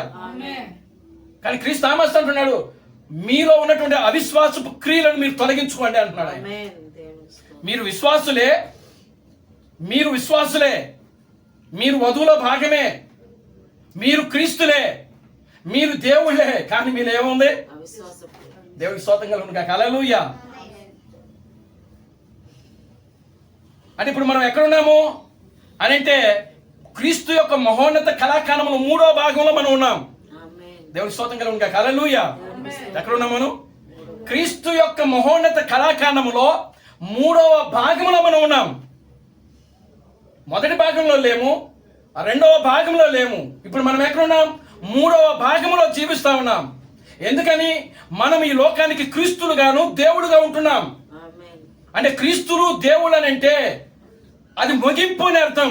దేవుడి స్తోత్రం కలుగునుగాక. హల్లెలూయా. ఆమేన్. మొదటి దానికి విశ్వాసము ద్వారానే ప్రారంభించాడు, 2వ దానికి విశ్వాసము ద్వారానే ప్రారంభించాడు, 3వది కూడా ఆయన విశ్వాసముతోనే ప్రారంభించాడు. ఆమేన్. దేవుడి స్తోత్రం కలుగునుగాక. Hallelujah. Glory to God. Hallelujah. అందుకని చూడండి, క్రీస్తు బ్రహ్మ చెప్తున్నాడు, వాక్యము శరీరమైనటువంటి అనే వర్తమానములో ఆ మహోన్నత యొక్క కళాఖండము నిర్మాణం జరిగిపోయింది, పూర్తి అయింది అని చెప్తున్నాడు. అంటే ఎవరు ఆ మహోన్నత కళాఖండం అంటే ఆయనే. దేవుడికి స్తోత్రం కలుగునుగాక. హల్లెలూయా. దేవునికి స్తోత్రం. ఎవరండి ఆ మహోన్నత కళాఖండం? ఎవరు? క్రీస్తు. క్రీస్తు బ్రహ్మే. దేవుని నామానికి మహిమ కలుగునుగాక. హల్లెలూయా. కానీ ఇప్పుడు పరిపూర్ణమైన కాలం వచ్చింది. ఈ జ్ఞానము క్రీస్తు తామస్సుతో ఏమైందంటే ఆ జ్ఞానం అనేది వచ్చింది. ఏంటి ఆ జ్ఞానమే? ఆ జ్ఞానం ఏంటి అని అంటే మీరు ఈ లోకానికి అసలు ఏమై ఉన్నారు, అది జ్ఞానం. ఆమేన్. దేవునికి స్తోత్రం కలుగునుగాక. హల్లెలూయా. దేవుడు ఏమై ఉన్నాడు అని చెప్పేదే జ్ఞానము. దేవుడు ఎవరు అని చెప్పేదే జ్ఞానము. ఆమేన్. దేవునికి స్తోత్రం కలుగునుగాక. హల్లెలూయా. ఆమేన్. అంటే వర్తమాన భూత భవిష్యత్ కాలంలో దేవుడు ఏమై ఉన్నాడు, ఎలా ఉన్నాడు, ఇప్పుడు ప్రజెంట్ ఎలా జీవిస్తున్నాడని చెప్పడమే జ్ఞానము. దేవుని స్తోత్రం కలుగును గాక. హల్లెలూయా. అంటే దేవుని గురించి చెప్పుకోవడమే జ్ఞానము, ఈ లోక సంబంధమైనటువంటి వాటి గురించి కాదు. దేవుని స్తోత్రం కలుగును గాక. హల్లెలూయా. మనం ఎక్కడ నిలబడినా సరే వాక్యం గురించే మాట్లాడాలి. మనం మీ నోటమిట వాక్యమే రావాలి, కానీ ఏ అవిశ్వాసపు మాటలు కూడా మన నోటమిట రావడానికి వీల్లేదు. ఆయన దేవుని స్తోత్రం కలుగును గాక. హల్లెలూయా. దేవుడు ఇప్పుడు ఎలా పనిచేస్తున్నాడు అని అంటే, క్రీస్తు బ్రహ్మతో ఆయన పనిచేయట్లేదు, లేదా క్రీస్తు థామస్సుతో ఆయన పనిచేయట్లేదు. విశ్వాసముతో ఆయన సంఘములో పనిచేస్తున్నాడు ఇప్పుడు ఆయన దేవుడు. దేవుని స్తోత్రం కలుగును గాక. హల్లెలూయా. ఆయన సంఘములో కదులుతున్నాడు ఇప్పుడు. దేవుని నామానికి మహిమ కలుగును గాక. హల్లెలూయా. కనుక ఇప్పుడు సంఘములో ఆయన ఎలా కదులుతున్నాడు అని అంటే, నీ ద్వారా, నా ద్వారా. దేవుని నామానికి మహిమ కలుగును గాక. హల్లెలూయా. మనము జీవించుచున్నటువంటి ఈ కాలము ప్రియులారా, పరిపూర్ణమైనటువంటి జ్ఞానము వచ్చినటువంటి కాలము. చూడండి, ఎఫెసీలో ఈ దేంతో ప్రారంభమైందంటే విశ్వాసముతో ప్రారంభమైంది. మరొక ఎఫెసీలోకి మనం వచ్చాము. మరొక ఎఫెసీలోకి మనం వచ్చామంటే మనము కూడా విశ్వాసముతో ప్రారంభించబడతా ఉన్నాం. దేవునికి స్తోత్రం కలుగును గాక. హల్లెలూయా. అంటే ఇప్పుడు క్రీస్తులే వస్తున్నారు. చాలా జాగ్రత్తగా వినండి. ఇప్పుడు క్రీస్తులే వస్తున్నారు. ఇక్కడి నుంచి వచ్చే వాళ్ళందరూ కూడా ఎవరండి? క్రీస్తులే. అంటే ఇప్పుడు ఏం జరుగుతుంది అని అంటే, ఈ క్రీస్తులు పోరాటం చేస్తున్నారు, పరిపూర్ణత చెందుటకు పోరాటం చేస్తున్నారు. యుద్ధం జరుగుతూ ఉంది. ఆత్మకు శరీరానికి ఏం జరుగుతుంది? యుద్ధము జరుగుతుంది. పౌలు అంటున్నాడు కదా, ఆత్మకు శరీరమునకు ఎప్పుడు కూడా వ్యతిరేకము, వైరం అని చెప్తున్నాడు ఆయన. ఆ రెండుటికి ఎప్పుడు కూడా పోరాటమే, ఆ రెండుటికి ఎప్పుడు కూడా యుద్ధమే. దేవుని స్తోత్రం కలుగును గాక. హల్లెలూయా. ఆత్మ సంబంధమైన వాటి గురించి అది వెతుకుతా ఉంటే, శరీరము భూ సంబంధమైన వాటి గురించి ఎదుగుతూ ఉంటుంది. చూశారు దేవుడు ఎలా పెట్టాడో? దేవుని స్తోత్రం కలుగును గాక. హల్లెలూయా. ఆమేన్. హల్లెలూయా. ఆత్మ ఈ శరీర సంబంధమైన కార్యాలన్నింటినీ ఏం చేయాలి? జయించాలి. అప్పుడు నువ్వు పరిపూర్ణంగా ఉన్నవాడివి అనే అర్థం. దేవునికి స్తోత్రం కలుగును గాక. హల్లెలూయా. అంటే నేత్రాశ, జీవపు డ్రమ్మము, లోకాశలు, ఏమి తిందుమా, ఏమి త్రాగుదమా, ఏమి ధరించుదమా, వీటి గురించి కాదు. దేవుని స్తోత్రం కలుగును గాక. Hallelujah. Glory to God. Hallelujah. ఇప్పుడు క్రీస్తులు వస్తా ఉన్నారు. క్రీస్తులు వస్తున్నారు ఒకరి తర్వాత ఒకరు. వాళ్ళు మరణించిన క్రీస్తులే, మరణించకపోయిన క్రీస్తులే. దేవుని స్తోత్రం కలుగును గాక. హల్లెలూయా. క్రీస్తు థామస్ చెప్తున్నాడు, హక్కు పత్రము అంటే ఆ దస్తావేజులు ఎవరి చేతులు అయితే ఉంటాయో వాళ్ళు మరణించినా కూడా తిరిగి లేస్తారు.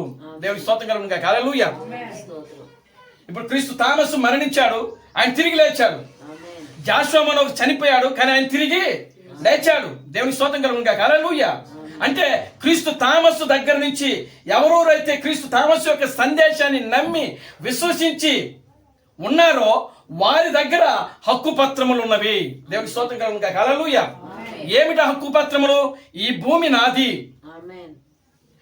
మరణమును, పాతాళమును, సమాధిని జయించాము అనేటువంటి హక్కు పత్రము మన దగ్గర ఉంది. దేవునికి స్తోత్రం కలుగును గాక. హల్లెలూయా. అయితే ఇప్పుడు ఈ మరణించిన వాళ్ళందరూ ఎక్కడున్నారు అని అంటే, పరిశుద్ధులేమో దేవుని దగ్గర ఉన్నారు.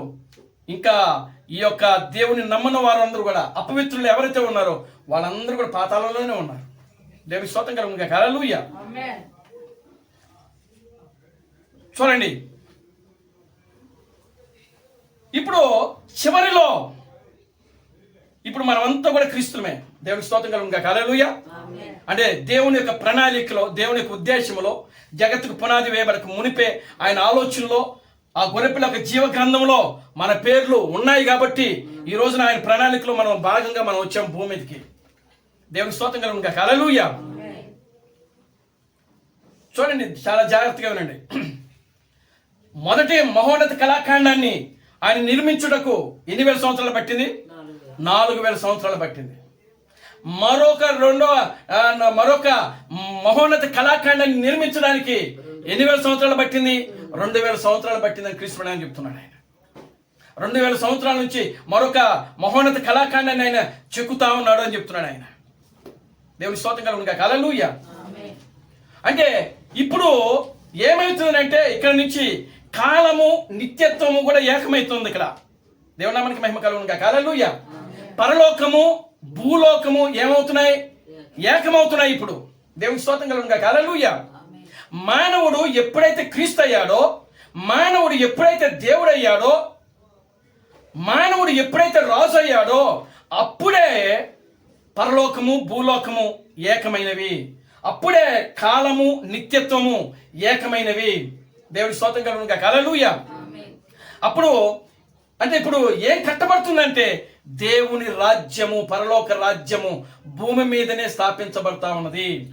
దేవుని స్తోత్రం కలుగునుగా. హల్లెలూయా. ఈ పరలోక రాజ్యంలో ఎవరు ఉంటున్నారంటే క్రీస్తులు ఉంటారు, వధువు ఉంటుంది. దేవుని నామానికి మహిమ కలుగునుగా. హల్లెలూయా. అందరూ ప్రియులారా గమనించండి, ఆ యొక్క మొదటి సంఘకాలం నుంచి ఈ చివరి వరకు కూడా ఆయన ఎంతమంది అయితే ఎన్నికలో ఉన్నారో వారందరూ కూడా వధువే. దేవునికి స్తోత్రం కలుగునుగా. హల్లెలూయా. ఇప్పుడు మనం ఉన్నది ఎక్కడ ఉన్నామంటే 7వ దినములో ఉన్నాం. అంటే ఈ యొక్క 7వ దినం అంటే ఎన్ని సంవత్సరాలు? ఒక దినము 1000 సంవత్సరాలు. దేవునికి స్తోత్రం కలుగునుగా. హల్లెలూయా. ఒక దినం అంటే 1000 సంవత్సరాలు. అంటే 7వ దినము ఎప్పుడు ప్రారంభమైంది అని అంటే క్రీస్తు థామస్ ఏమని చెప్తున్నాడంటే, క్రీస్తు థామస్ ఏం చెప్తున్నాడంటే 1994లోనే 2000 సంవత్సరంగా ఉందంట. దేవునికి స్తోత్రం కలుగునుగా. హల్లెలూయా. ఎప్పుడండి? 1994వ సంవత్సరంలో 2000గా ఉన్నది. అంటే 93వ సంవత్సరానికి 2000 పూర్తి అయిపోయినాయి. అంటే మనం ఇప్పుడు ఉన్న క్యాలెండర్కి క్రీస్తు థామస్ ఇచ్చిన లెక్కలకి 7 సంవత్సరాలు కాలము ముందుకెళ్ళిపోతా ఉంది. దేవునికి స్తోత్రం కలుగునుగా. హల్లెలూయా. ఒకవేళ 1993తోనే 2000 పూర్తి అయిపోతే 94 నుంచి 2001 ప్రారంభం అవుతుంది. అంటే 2004 నుంచి ఇప్పుడు ప్రజెంట్ ఉన్న కాలము ఇప్పుడు ఏ సంవత్సరంలో ఉన్నాం? 2025లో ఉన్నాం. ఈ 2025కి మరొక 7 సంవత్సరాలు కలుపుకుంటే 2032లో మనం జీవిస్తూ ఉన్నాం. దేవునికి స్తోత్రం కలుగునుగా. Hallelujah. Glory to God. Hallelujah. అంటే 7వ దినము ప్రారంభమయ్యి 32 సంవత్సరాలు అవుతుంది. ఇప్పుడు 31 సంవత్సరాలు పూర్తిగా నిండిపోయినాయి. 32వ సంవత్సరంలో మనం జీవిస్తున్నాం. 7వ దినము ప్రారంభమై అంటే ఒక దినము 1000 సంవత్సరాలు అంటే ఇప్పుడు మనం 7వ దినంలో ఉన్నాం. అంటే ఈ దినము 1000 సంవత్సరాలు గడవాలా. దేవుని స్తోత్రం కలుగునుగా. Hallelujah. Glory to God. Hallelujah. ఎప్పుడైతే ఈ 1000 దినాలు గడుస్తాయి, చివరిలో చూడండి, చివరిలో 700 మంది వస్తారు. దేవుని నామానికి స్తోత్రం కలుగునుగా. హల్లెలూయా. ఈ 700 మందికి ఇప్పటికి ఈ మధ్యలో 7గురు దేవుని కుమారులు వ్యవహరిస్తూ ఉంటారు ఈ వధువుతో. దేవుని స్తోత్రం కలుగునుగా. హల్లెలూయా. వాళ్ళు క్రీస్తులే కానీ 7గురు దేవుని కుమారులు వేరు, 700 మంది క్రీస్తులు వేరు. 7గురు దేవుని కుమారులకి మరణం ఉంటుంది. దేవుని స్తోత్రం కలుగునుగా. హల్లెలూయా. కానీ 700 మంది క్రీస్తులకు మాత్రము మరణము ఉండదు. వాళ్ళు సజీవంగానే ఎత్తబడతారు. దేవుని నామానికి మహిమ కలుగునుగా. హల్లెలూయా. అది 3వ కళాఖండము. 700 మంది క్రీస్తులు ఉన్నారు చూసారా, అది 3వ కళాఖండము. దేవుని నామానికి మహిమ కలుగునుగా. Hallelujah. Glory to God. Hallelujah. మహోన్నత కళాఖండములో సజీవముగా ఎత్తబడుతున్నారు చూసారా 700 మంది మరణం లేకుండా. వాళ్ళే నిజమైనటువంటి మహోన్నత కళాఖండము. దేవుని స్తోత్రం కలుగునుగా. హల్లెలూయా. అంటే మనం నిజమైన వాళ్ళం కాదా అని మీకు డౌట్ రావచ్చు. మనం కూడా నిజమైన వాళ్ళమే. దేవుని స్తోత్రం కలుగునుగా. హల్లెలూయా. దేవుని ఆలోచనలో ఉన్న వాళ్ళమే, దేవుని ప్రణాళికలో ఉన్న వాళ్ళమే, దేవుని ఉద్దేశంలో ఉన్న వాళ్ళమే. కానీ వాళ్ళకంటే ముందు మనం వచ్చాం. దేవుని స్తోత్రం కలుగునుగా. హల్లెలూయా. వాళ్ళకంటే ముందు మనము వచ్చాం.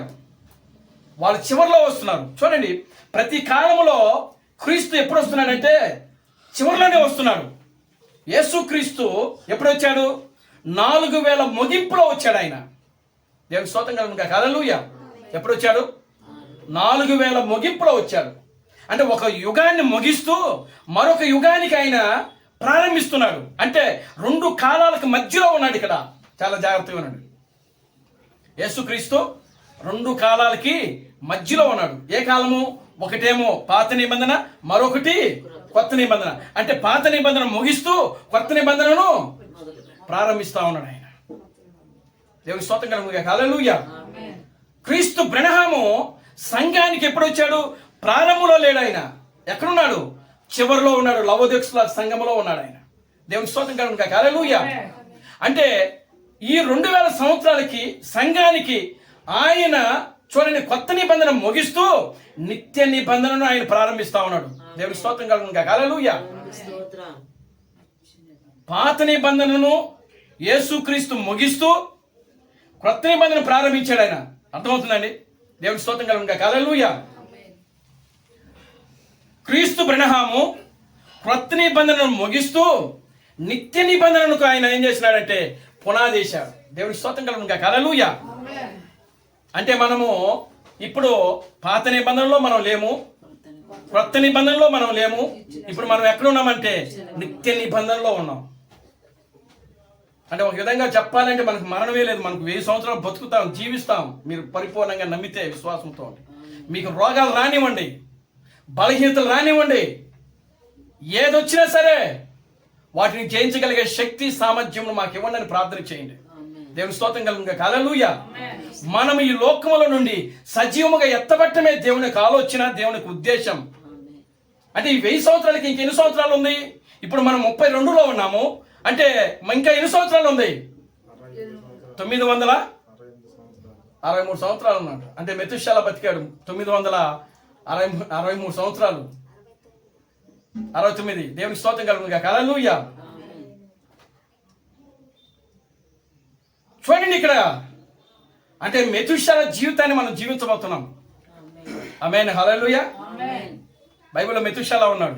ఎన్ని సంవత్సరాలు బతికాడు ఆయన? 969 సంవత్సరాలు బతికాడు ఆయన. దేవుని స్తోత్రం కలుగునుగాక. హల్లెలూయా. 69ఏనా?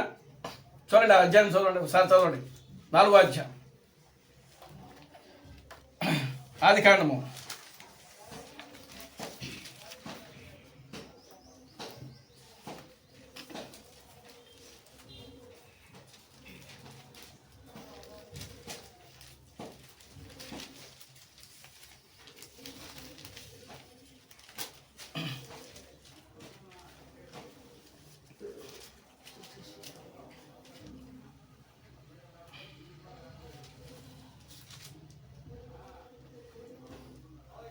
ఐదో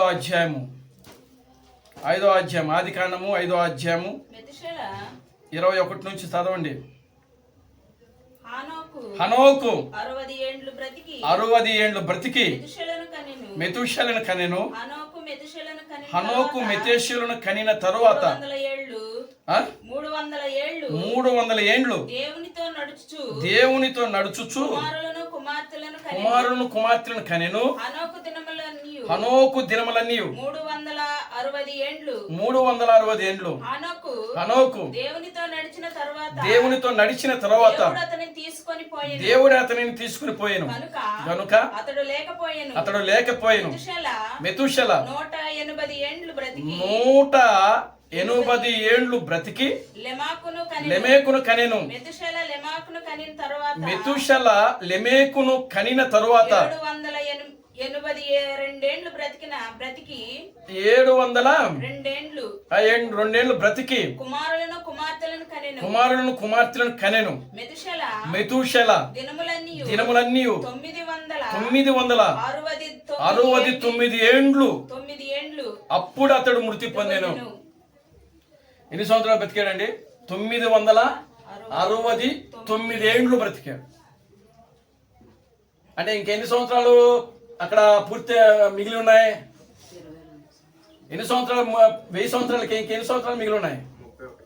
31 సంవత్సరం ఇది పూర్తి చేస్తుంది. అంటే మనం కరెక్ట్గా ఆ కాలంలో ఉన్నాం. దేవుని స్తోత్రం కలుగునుగాక. హల్లెలూయా. ఏ కాలంలో ఉన్నాం? మెతుషెల జీవించిన కాలంలో మనం ఉన్నాం. దేవుని స్తోత్రం కలుగునుగాక. హల్లెలూయా. మెతుషెల నిజమైన వధువుకు సాదృశ్యంగా ఉన్నాం. హనోకు ఆయన క్రీస్తుకు సాదృశ్యం, దేవునికి సాదృశ్యం ఆయన. దేవుని స్తోత్రం కలుగునుగాక. హల్లెలూయా. అంటే హనోకు 7వ వాడుగా వచ్చాడు. హనోకు ఎత్తబడిన తరువాత ఏమొచ్చింది? హనోకు ఎత్తబడిన తర్వాత మధ్యలో శ్రమలు వచ్చాయి. హనోకు ఎత్తబడిన తర్వాత ఎవరు వచ్చారు? నోవాహు వచ్చాడు. నోవాహు ఆయన శ్రమల ద్వారా ఎత్తబడ్డాడు. శ్రమలు వచ్చినాయి అంటే జలప్రయాణం చూశాడు ఆయన. జలప్రయాణంలో ఆ ఓడ ఆ అలలకు కొట్టబడింది. అది క్రీస్తు మనమని చెప్తున్నాడు. హనోకి ఎత్తబడిన తర్వాత భూమి మీదకి శ్రమలు వచ్చినాయి. ఆ శ్రమలలో ఎవరున్నారు? మెతుషెల ఉన్నాడు. దేవుని స్తోత్రం కలుగునుగాక. హల్లెలూయా. ఎవరున్నారండి? దేవుని నామానికి మహిమ కలుగునుగాక. హల్లెలూయా. అంటే తర్వాత పుట్టాడండి. ఆ శ్రమలు అప్పుడు లేడు.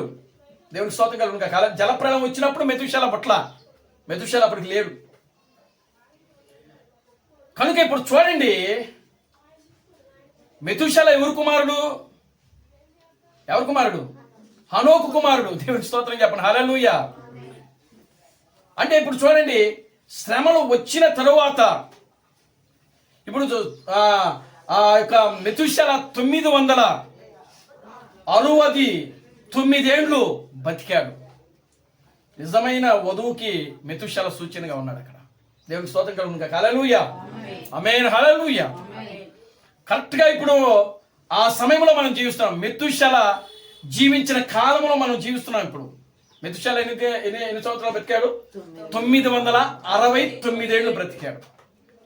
ఇప్పుడు ఎంతకాలం మనకు 7వ దినం ప్రారంభమయ్యి ఎంతకాలం అయింది? 32 సంవత్సరాలు అయింది. అవుతుంది. 32వ సంవత్సరంలో ఉన్నాం. 31 సంవత్సరం పూర్తిగా జరిగిపోయింది. అంటే ఇప్పుడు ఇంకెన్ని సంవత్సరాలు జరగాలి? 968 సంవత్సరాలు. 67 అంటే ఇప్పుడు మనం ఆల్రెడీ 2025లో ఉన్నాం కాబట్టి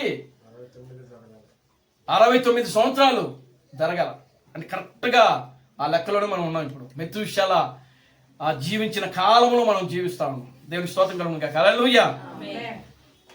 మీరు నమ్మినా నమ్మకపోయినా ప్రియులారా, విశ్వాసముతో మనం వాక్యాన్ని నమ్మితే క్రీస్తే విశ్వాసము, విశ్వాసమే క్రీస్తు. దేవుని స్తోత్రం కలుగునుగాక. హల్లెలూయా. మనకు మీసాలు తెల్లబడిపోవచ్చు, జుట్టు తెల్లబడిపోవచ్చు, గడ్డాలు తెల్లబడిపోవచ్చు. దేవుని స్తోత్రం కలుగునుగాక. హల్లెలూయా. ఏవైనా తెల్లబడినాయండి, దాంతో మనకు సంబంధం లేదు. అబ్రహాముకి మీసాలు గడ్డాలు మొత్తం ఆయన ఎన్ని సంవత్సరాలు బతికాడు? 100 సంవత్సరాలు బతికాడు ఆయన. 100 సంవత్సరాలు బతికిన ఆ యొక్క అబ్రహాము పిల్లలను కనేటప్పటికి ఎంత వయసు అయింది ఆయనకి? ఎంతో తెలుసా? 20 సంవత్సరాలు అబ్రహాముకి. శారా వయసు 15 సంవత్సరాలు. దేవుని స్తోత్రం కలుగునుగాక. హల్లెలూయా. ఆ స్థితిలోకి వాళ్ళు తీసుకుని రాబడ్డారు. Glory to God. హల్లెలూయా. మనము కూడా ఈ లోకానికి ప్రియులారా, శారీరకంగా మనము ముసలిగా కనబడచ్చు. మన మీసాలు తెల్లబడిపోవచ్చు, గడ్డాలు తెల్లబడిపోవచ్చు. మన పాస్టర్ గారు వచ్చి నా జుట్టంతా తెల్లబడిపోయింది అంటాడు. దేవుని స్తోత్రం కలుగునుగాక. హల్లెలూయా. మరి ఆయనకేమో 58 సంవత్సరాలు, నాకేమో 48 సంవత్సరాలు. 40 సంవత్సరాల వాడికి జుట్టంతా తెల్లబడిపోయింది. 58 సంవత్సరాల వాడికి జుట్టు తెల్లబడిపోవాలా, నల్లగా ఉంది. దేవుని స్తోత్రం కలుగునుగాక. హల్లెలూయా. చూడండి ప్రియమైన దేవుని బిడ్డలారా, ఈ రోజున ప్రతి ఒక్కరు కూడా రంగులు, ఆర్భాటాలు, మీసాలకి రంగులు వేసుకోవటం, జుట్టుకు రంగులు వేసుకోవటం. దేవుడు దానికి చెప్పలా. దేవుడు మనకి మహిమ కలుగునుగాక. హల్లెలూయా. కానీ అలా ఉండాలని వాళ్ళు పడుతున్నారు వాళ్ళు. దేవుడు ఎల్లకాలం మనిషి జీవితం అలాగే ఉంటుందా? ఒకవేళ నిజంగా అబ్రహామును అలా ఉంచాలనుకుంటే దేవుడు ఉంచగలడు. అది ఆయనకి మాత్రమే సాధ్యము. కానీ ఎందుకు ఒక వృద్ధాప్య దశలో 100 సంవత్సరాలు నిండిపోయి మొహం అంతా కూడా ముడతలు పడిపోయి శారీ యొక్క గర్భము కనడానికి కూడా ఓపిక లేకుండా ఉన్నటువంటి గర్భసంచి ఆమెది. ఆ స్త్రీ యొక్క ధర్మం కూడా ఆమెకి ఉడిగిపోయింది. కనే పరిస్థితిలో లేదు. ఎందుకు తీసుకొచ్చినాడు? ఆ స్థితిలో ఉన్న దాన్ని మరలా కనే స్థితిలోకి తీసుకొచ్చినాడు. అది దేవుడు అంటే. దేవుని స్తోత్రం కలుగునుగాక. హల్లెలూయా. అది విశ్వాసం అంటే. అందుకే మనం అబ్రహాము సంతానంగా పిలవబడుతున్నాం. అబ్రహాము ఎక్కడ కూడా విశ్వాసం ఉంచలేదు. అబ్రహాము అన్నారు, నీ మీసాలు తెల్లబడిపోయినాయి, నీ గడ్డం మెరిసిపోయింది, నీ జుట్టు మెరిసిపోయింది, నీ చర్మం ముడతలు పడిపోయినాయి, నువ్వు వంగిపోయావు, నువ్వు ఎలా పిల్ల కంటావు? నేను కంట. దేవునికి స్తోత్రం కలుగునుగా. హల్లెలూయా. ఆమేన్. మెతుషెల కన్నాడు. ఇక్కడ 900 ఏళ్ళు వచ్చే వరకు కూడా కన్నాడు. పిల్లలను కుమారులు కుమార్తెలు కన్నట్టుగా వాక్యంలో రాయబడింది ఇక్కడ. ఆమేన్. దేవునికి స్తోత్రం. దేవునికి స్తోత్రం కలుగునుగా. హల్లెలూయా. దేవునామానికి మహిమ కలుగునుగా. హల్లెలూయా. నిత్య నిబంధనలో ఉన్నాం. అబ్రహాముతోనే నిత్య నిబంధన చేశాడు ఆయన. ఆయన రాజ సంతానం మనం. ఆమేన్. ఆయన కుమారులు కుమార్తెలు మనం. ఇప్పుడు మనం ఉన్నదే నిత్య నిబంధనలో ఉన్నాం. స్థిరమైన నిబంధనలో ఉన్నాం మనం. దేవునికి స్తోత్రం కలుగునుగా. హల్లెలూయా. ఆమేన్. మన శరీరాలు మార్చబడే నిబంధనలో ఉన్నాం. కృపా నిబంధనలో ఉన్నాం మనం. ఇప్పుడు శాశ్వతమైన కృపా నిబంధనలో ఉన్నాం మనం. దేవునికి స్తోత్రం కలుగునుగా. హల్లెలూయా. కనుక ప్రియమైన దేవుని బిడ్డలారా గమనించండి. ఇప్పుడు మనము ఎక్కడ ఉన్నామంటే ప్రియులారా, ఆ యొక్క నిత్య నిబంధనలో, ఈ నిత్య నిబంధనలో మనం ప్రారంభంలో ఉన్నాం. దేవునికి స్తోత్రం కలుగునుగా. హల్లెలూయా. ఎక్కడ ఉన్నామండి? నిత్య నిబంధనలో మనము ప్రారంభంగా ఉన్న క్రీస్తులో మనం. ఆమేన్. ముగింపులో 700 మంది వస్తారు. ఆమేన్. దేవునికి స్తోత్రం. దేవునికి స్తోత్రం కలుగునుగా. హల్లెలూయా. ఆ 700 మందిలో ఉన్నప్పుడు అప్పుడు అద్భుతాలు, ఆశ్చర్యకార్యాలు, మిరాకిల్స్ జరుగుతాయి. దేవునికి స్తోత్రం కలుగునుగా. హల్లెలూయా. ఇప్పుడు మనము దానికోసం ఎదురు చూస్తా ఉండాలి. మనం కూడా పరిపూర్ణంగా తీర్చబడాలి. క్రీస్తు తామస్ యొక్క వర్తమానంలో 2 వర్తమానాలు ఉన్నాయి. ఏమిటంటే తొలకరి వర్షము, కడవరి వర్షము ఉంది. ఇప్పుడు మనం ఎక్కడ ఉన్నామంటే తొలకరి వర్షములోనే ఉన్నాం. అంటే ప్రతి వర్తమానికుడు వచ్చినప్పుడు వర్తమానాలు 2 ఉంటాయి. తొలకరి వర్షం ఉంటుంది, కడవరి వర్షం ఉంటుంది.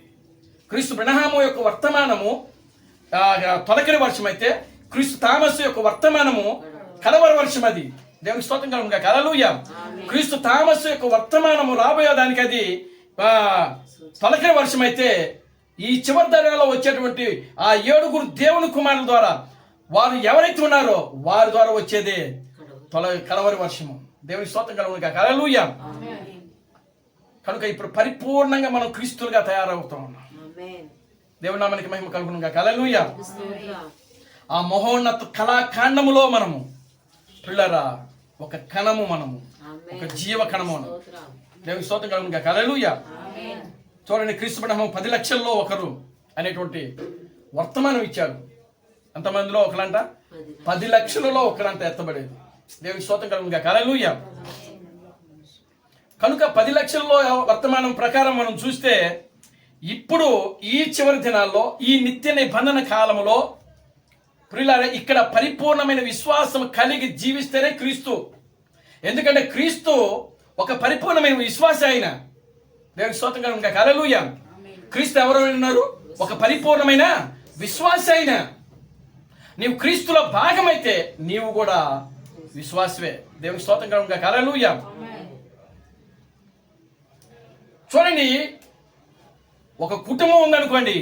ఆ కుటుంబంలో ప్రియులారా గమనించండి, భార్యాభర్తలు ఏకీభవిస్తేనే ఏదైనా కార్యము అది మంచిగా జరుగుద్ది. దేవుని నామానికి మహిమ కలుగునుగా. హల్లెలూయా. లేదు వాళ్ళు ఏకీభవించకుండా ఉంటే ఇంకా ఆ కుటుంబంలో ఆ కార్యం అది సరిగ్గా జరగదు. దేవుని నామానికి మహిమ కలుగునుగా. హల్లెలూయా. కనుక ప్రియమైన దేవుని బిడ్డలారా, ఈ యొక్క మహోన్నత కళాఖండములో చివరిగా ఉన్నటువంటి తలరాయి మహోన్నత కళాఖండములో ఆ 700 మందిలో ఆ చివరిగా వాళ్ళు వస్తున్నారు. వాళ్ళు తలరాయిగా ఉంటున్నారు. వాళ్ళు పూర్తిగా వాళ్ళు. దేవుని మనకి మహిమ కలుగునుగా. హల్లెలూయా. అప్పుడు తగిన ప్రియులారా ఏమైపోతుందంటే ఇక కాలములు సమయములు అన్నీ కూడా పూర్తి అయిపోతాయి.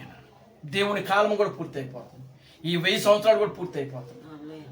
దేవునికి స్తోత్రం కలుగునుగా. హల్లెలూయా. ఇప్పుడు చూడండి, ఇది 1000 ఏళ్ల పరిపాలన. ఇప్పుడు మనం ఎక్కడ ఉన్నామో తెలుసా? 1000 ఏళ్ల పరిపాలనలోనే ఉన్నాం. దేవునికి స్తోత్రం కలుగునుగా. హల్లెలూయా. ఎందుకు 1000 ఏళ్ల పరిపాలనలో ఉన్నామనంటే వాక్యము ఇక్కడ జీవిస్తూ ఉంది. చూడండి, యూదుల కాలంలో వాక్యము పరిపూర్ణంగా జీవించలేదు. అది పడిపోతా వచ్చింది.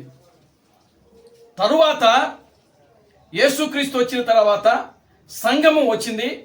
సంఘములో సంఘకాలంలో కూడా వాక్యం ఏమైపోయింది? పడిపోయింది. అంటే వాక్యము ఏమవుతా వచ్చిందంటే కట్ అవుతా వచ్చింది. ఇక్కడ దేవుని స్తోత్రం కలుగునుగా. హల్లెలూయా. కానీ ఈ 1000 సంవత్సరాల్లో వాక్యం ఇంకా పడిపోదు. దేవునికి స్తోత్రం కలుగును గాక. హల్లెలూయా. వాక్యం ఇంకా పడిపోదు, నిత్యం ఉంటుంది. ఇది ఈ 1000 సంవత్సరాలు వాక్యము ఈ భూమి మీద నివాసము చేస్తూ ఉంది. ఇదే 1000 ఏళ్ల పరిపాలన. దేవునికి స్తోత్రం కలుగును గాక. హల్లెలూయా. వాక్యము ఒక మనిషిలో జీవించడమే 1000 ఏళ్ల పరిపాలన. దేవునికి స్తోత్రం కలుగును గాక. హల్లెలూయా. మనిషిలో ఉన్నటువంటి ప్రతి అవిశ్వాసము, ప్రతి పాపము, విశ్వాసిలో ఉండవలసిన గుణలక్షణాల కంటే అవిశ్వాసపు క్రియలు మనిషిలో ఉన్నాయనుకోండి, వాటన్నిటిని మనం కూడా తీసేసుకోవాలి ప్రియులారా. మన ఆలోచనలు, మన ఉద్దేశాలు, మన తలంపులు ఇవన్నీ కూడా తొలగించుకోవాలి. దేవునికి స్తోత్రం కలుగును గాక. హల్లెలూయా.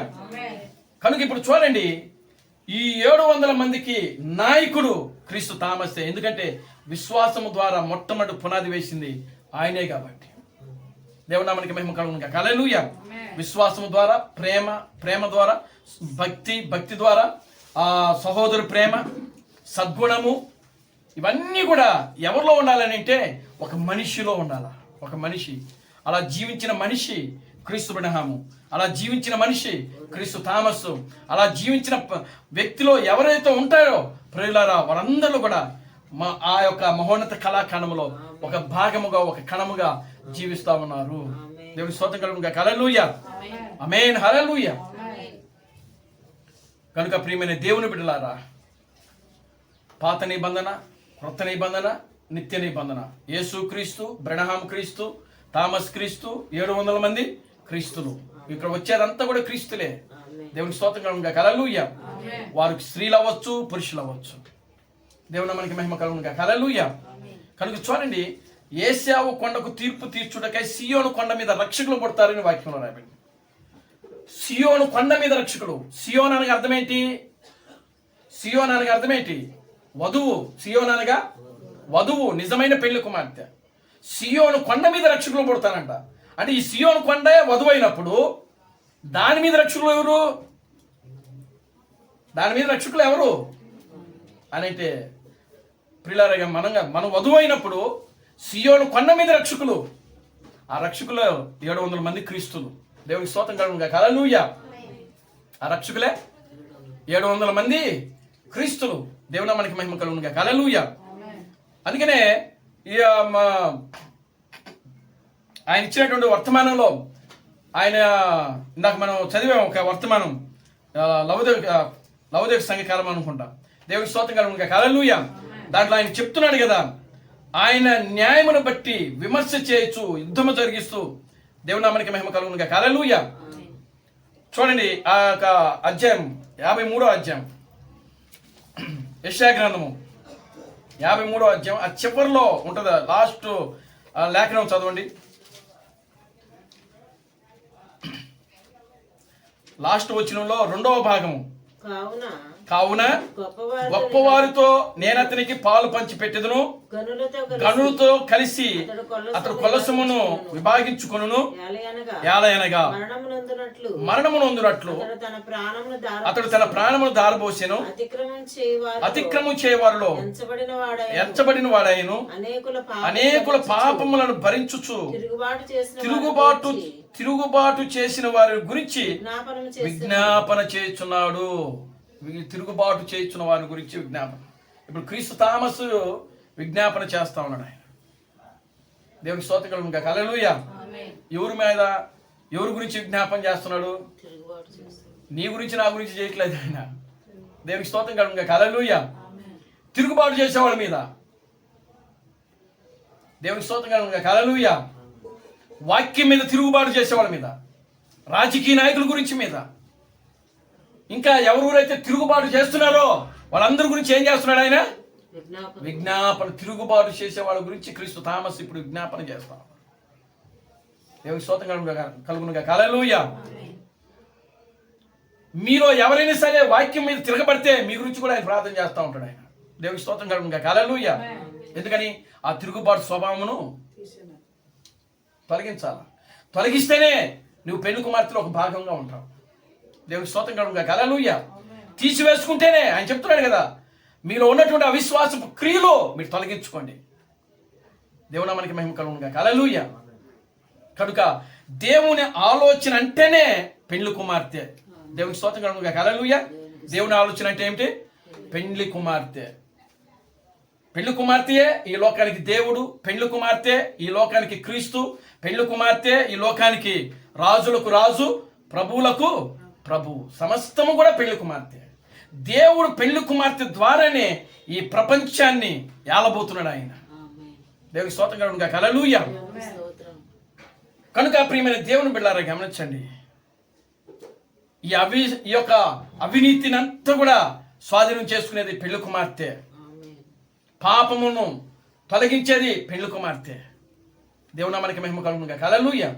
కనుక ప్రియమైన దేవుని బిడ్డలారా, నిత్య నిబంధన ఈ యొక్క 3వ యొక్క మహోన్నత కళాఖండము ఎవరో కాదు కానీ ప్రియులారా, సంఘము ఇప్పుడు క్రీస్తులుగా వస్తూ ఉన్నారు. చివరిలో ఎవరైతే 700 మంది వస్తున్నారో వాళ్ళు మహోన్నత కళాఖండములో 3వ భాగంలో శిరస్సుగా తలరాయిగా ఉంటున్నారు. వాళ్ళు దేవునికి స్తోత్రం కలుగును గాక. హల్లెలూయా.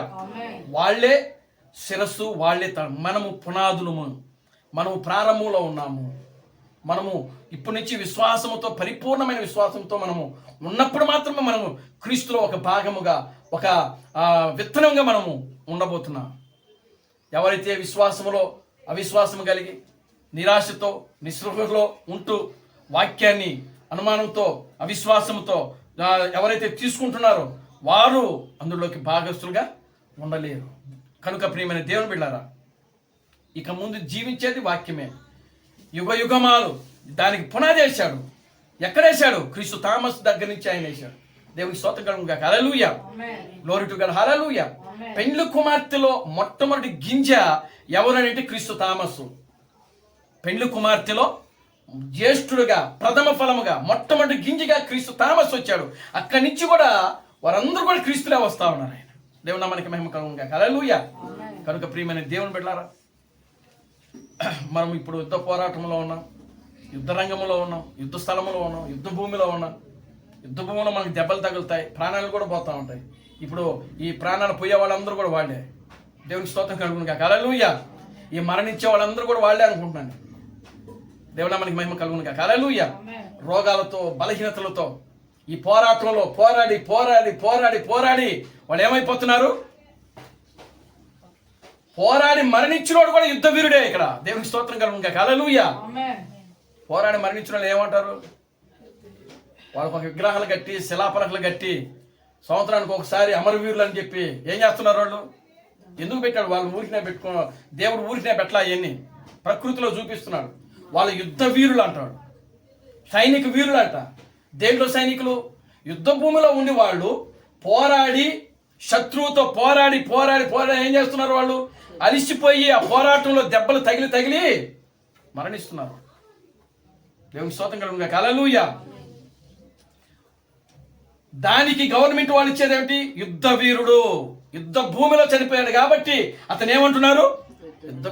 యుద్ధ వీరుడు. అతనికి ఏం చేస్తున్నాడు? ఒక విగ్రహం, శిలాపలగా విగ్రహం కడతా ఉన్నారు. యుద్ధ వీరుల యొక్క ఆ సెలవు దినము కూడా ఉంది. దేవునికి స్తోత్రం కలుగును గాక. హల్లెలూయా. కనుక ఈ యుద్ధములో, ఈ ఆత్మీయ యుద్ధములో పోరాటం జరుగుతూ ఉంది.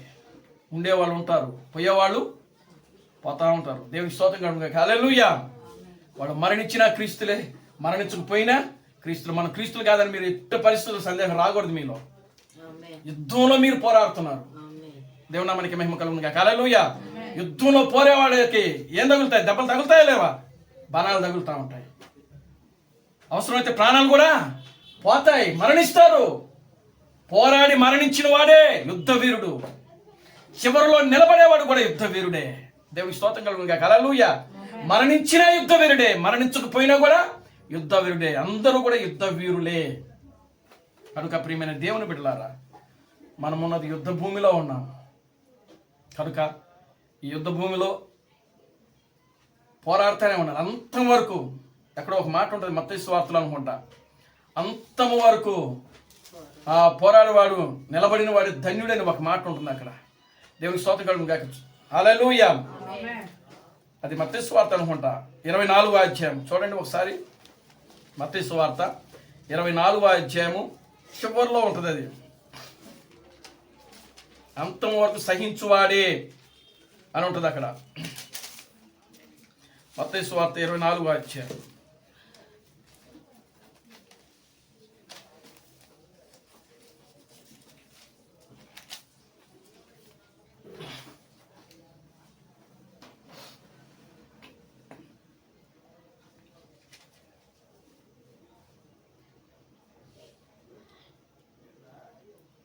చూసారా?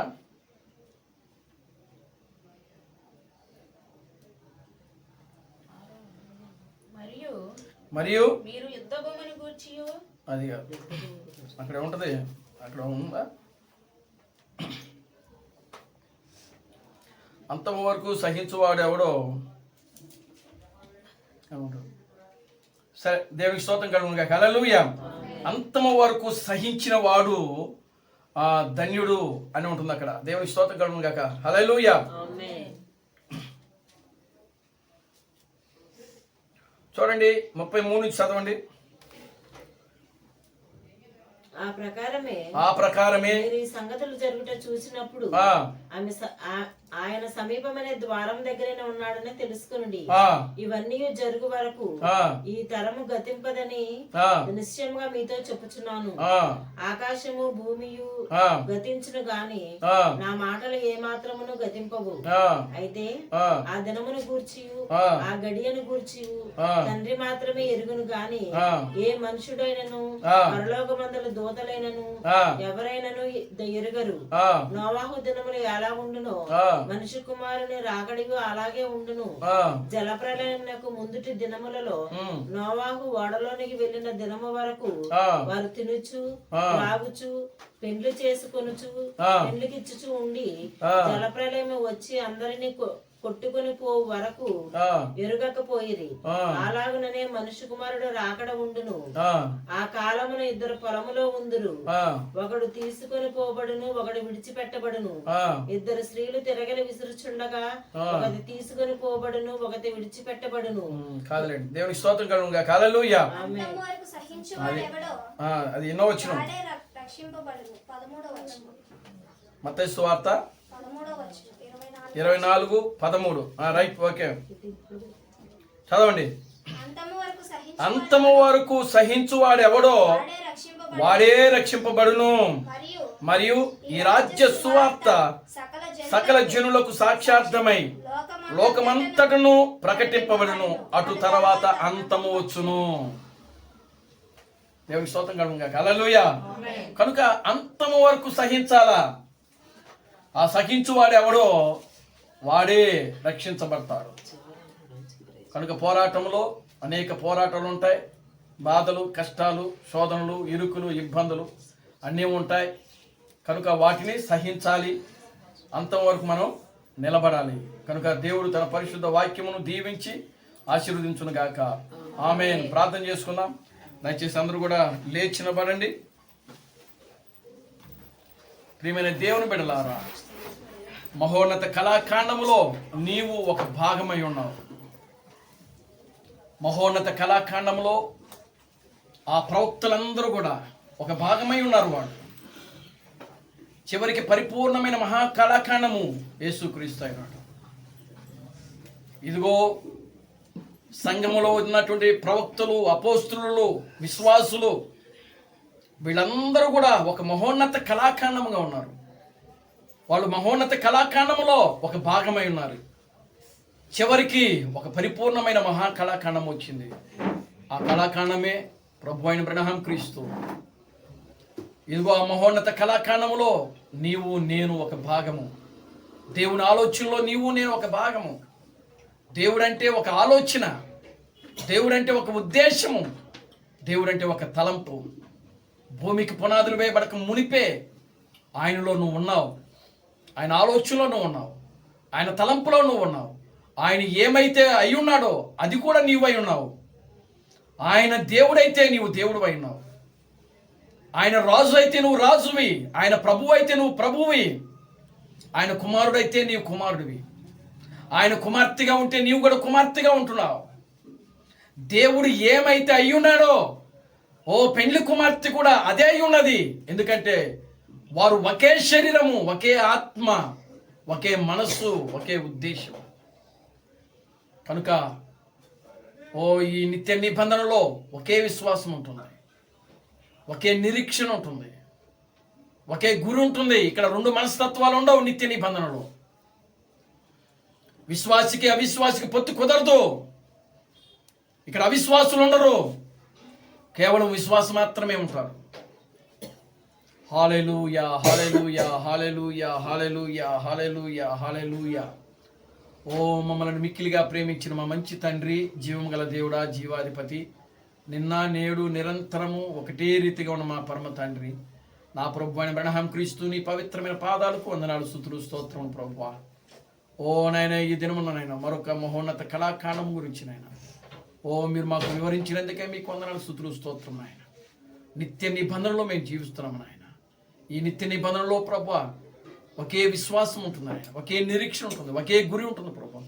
ఈ నిత్య నిబంధనలో ప్రభువా అవిశ్వాసికి స్థానం ఉండదు ప్రభువా. ఎవరైతే విశ్వాసిగా ఉంటున్నాడో వాడు మహోన్నత కళాఖండంలో ఒక భాగమై ఉన్నాడు ప్రభు, ఒక కణమై ఉన్నాడు ప్రభా. ఈ చివరి దినాల్లోనైనా ఆ మహోన్నత కళాఖండంలో ఒక భాగముగా, ఒక నాయన కణముగా మీరు మమ్మల్ని తీసుకొచ్చినందుకే మీకు వందనాలు ప్రభువా. నిశ్చయముగా నా తండ్రి ఆ యొక్క హక్కు పత్రము నాయన ఆ దస్తావేదులు ప్రభువా మీరు మాకు అనుగ్రహించినందుకే మీకు వందనాలు ప్రభువా. ఈ భూమి మాది నా తండ్రి, ఈ లోకము మాది నా తండ్రి. ఆయన ఈ లోకములో సృష్టించబడిన ప్రతిదీ కూడా మాదై ఉన్నది ప్రభువా. నీవు నాయన ఈ భూమికి పునాదులు వేసినప్పుడు మేము అక్కడే ఉన్నాం ప్రభువా. నిశ్చయముగా నా తండ్రి యోబుతో నువ్వు అంటున్నావు, భూమికి పునాదులు వేసినప్పుడు నీవెక్కడుంటివో నీకు జ్ఞాపకము నేరలా దానిని వివరించని చెప్తున్నావు ప్రభు, అడుగుతున్నావు. నిజముగా నా తండ్రి భూమికి పునాదులు వేసినప్పుడు మేము నీలోనే ఉన్నాం ప్రభు, నీ ఆలోచనలో ఉన్నాం. నీవు నేను కలిసే ఈ భూమికి పునాదులు వేసాం ప్రభు. ఆ యొక్క బాబేలు గోపురం కట్టినప్పుడు మనం వెళ్ళి దానిని చూచిదమని అంటున్నావు ప్రభు.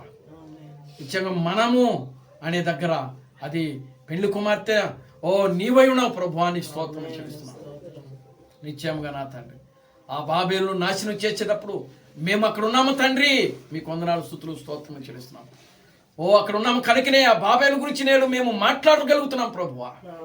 మేము లేకపోతే ఆ బాబేలు గురించి మాకు తెలియదు ప్రభువా. మీకు వందనాలు, స్తుతులు, స్తోత్రం. అటువంటి ఒక గొప్ప స్థితిలోనికి మీరు మమ్మల్ని తీసుకొచ్చారు.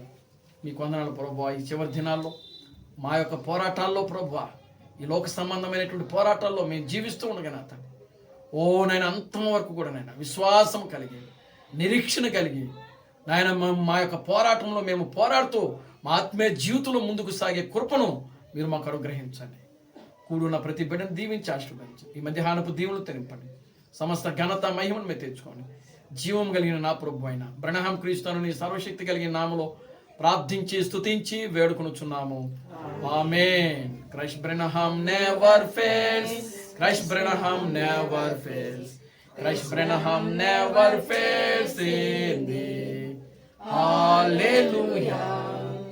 Hallelujah. Christ Branham never fails in thee.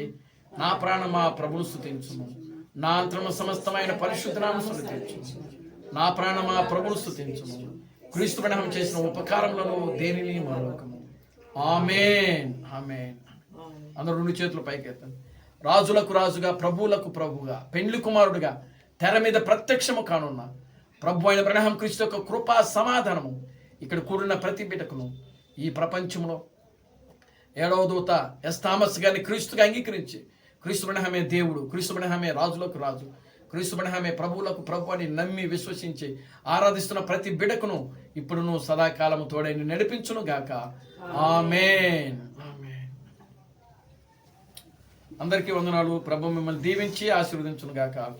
Amen. Amen.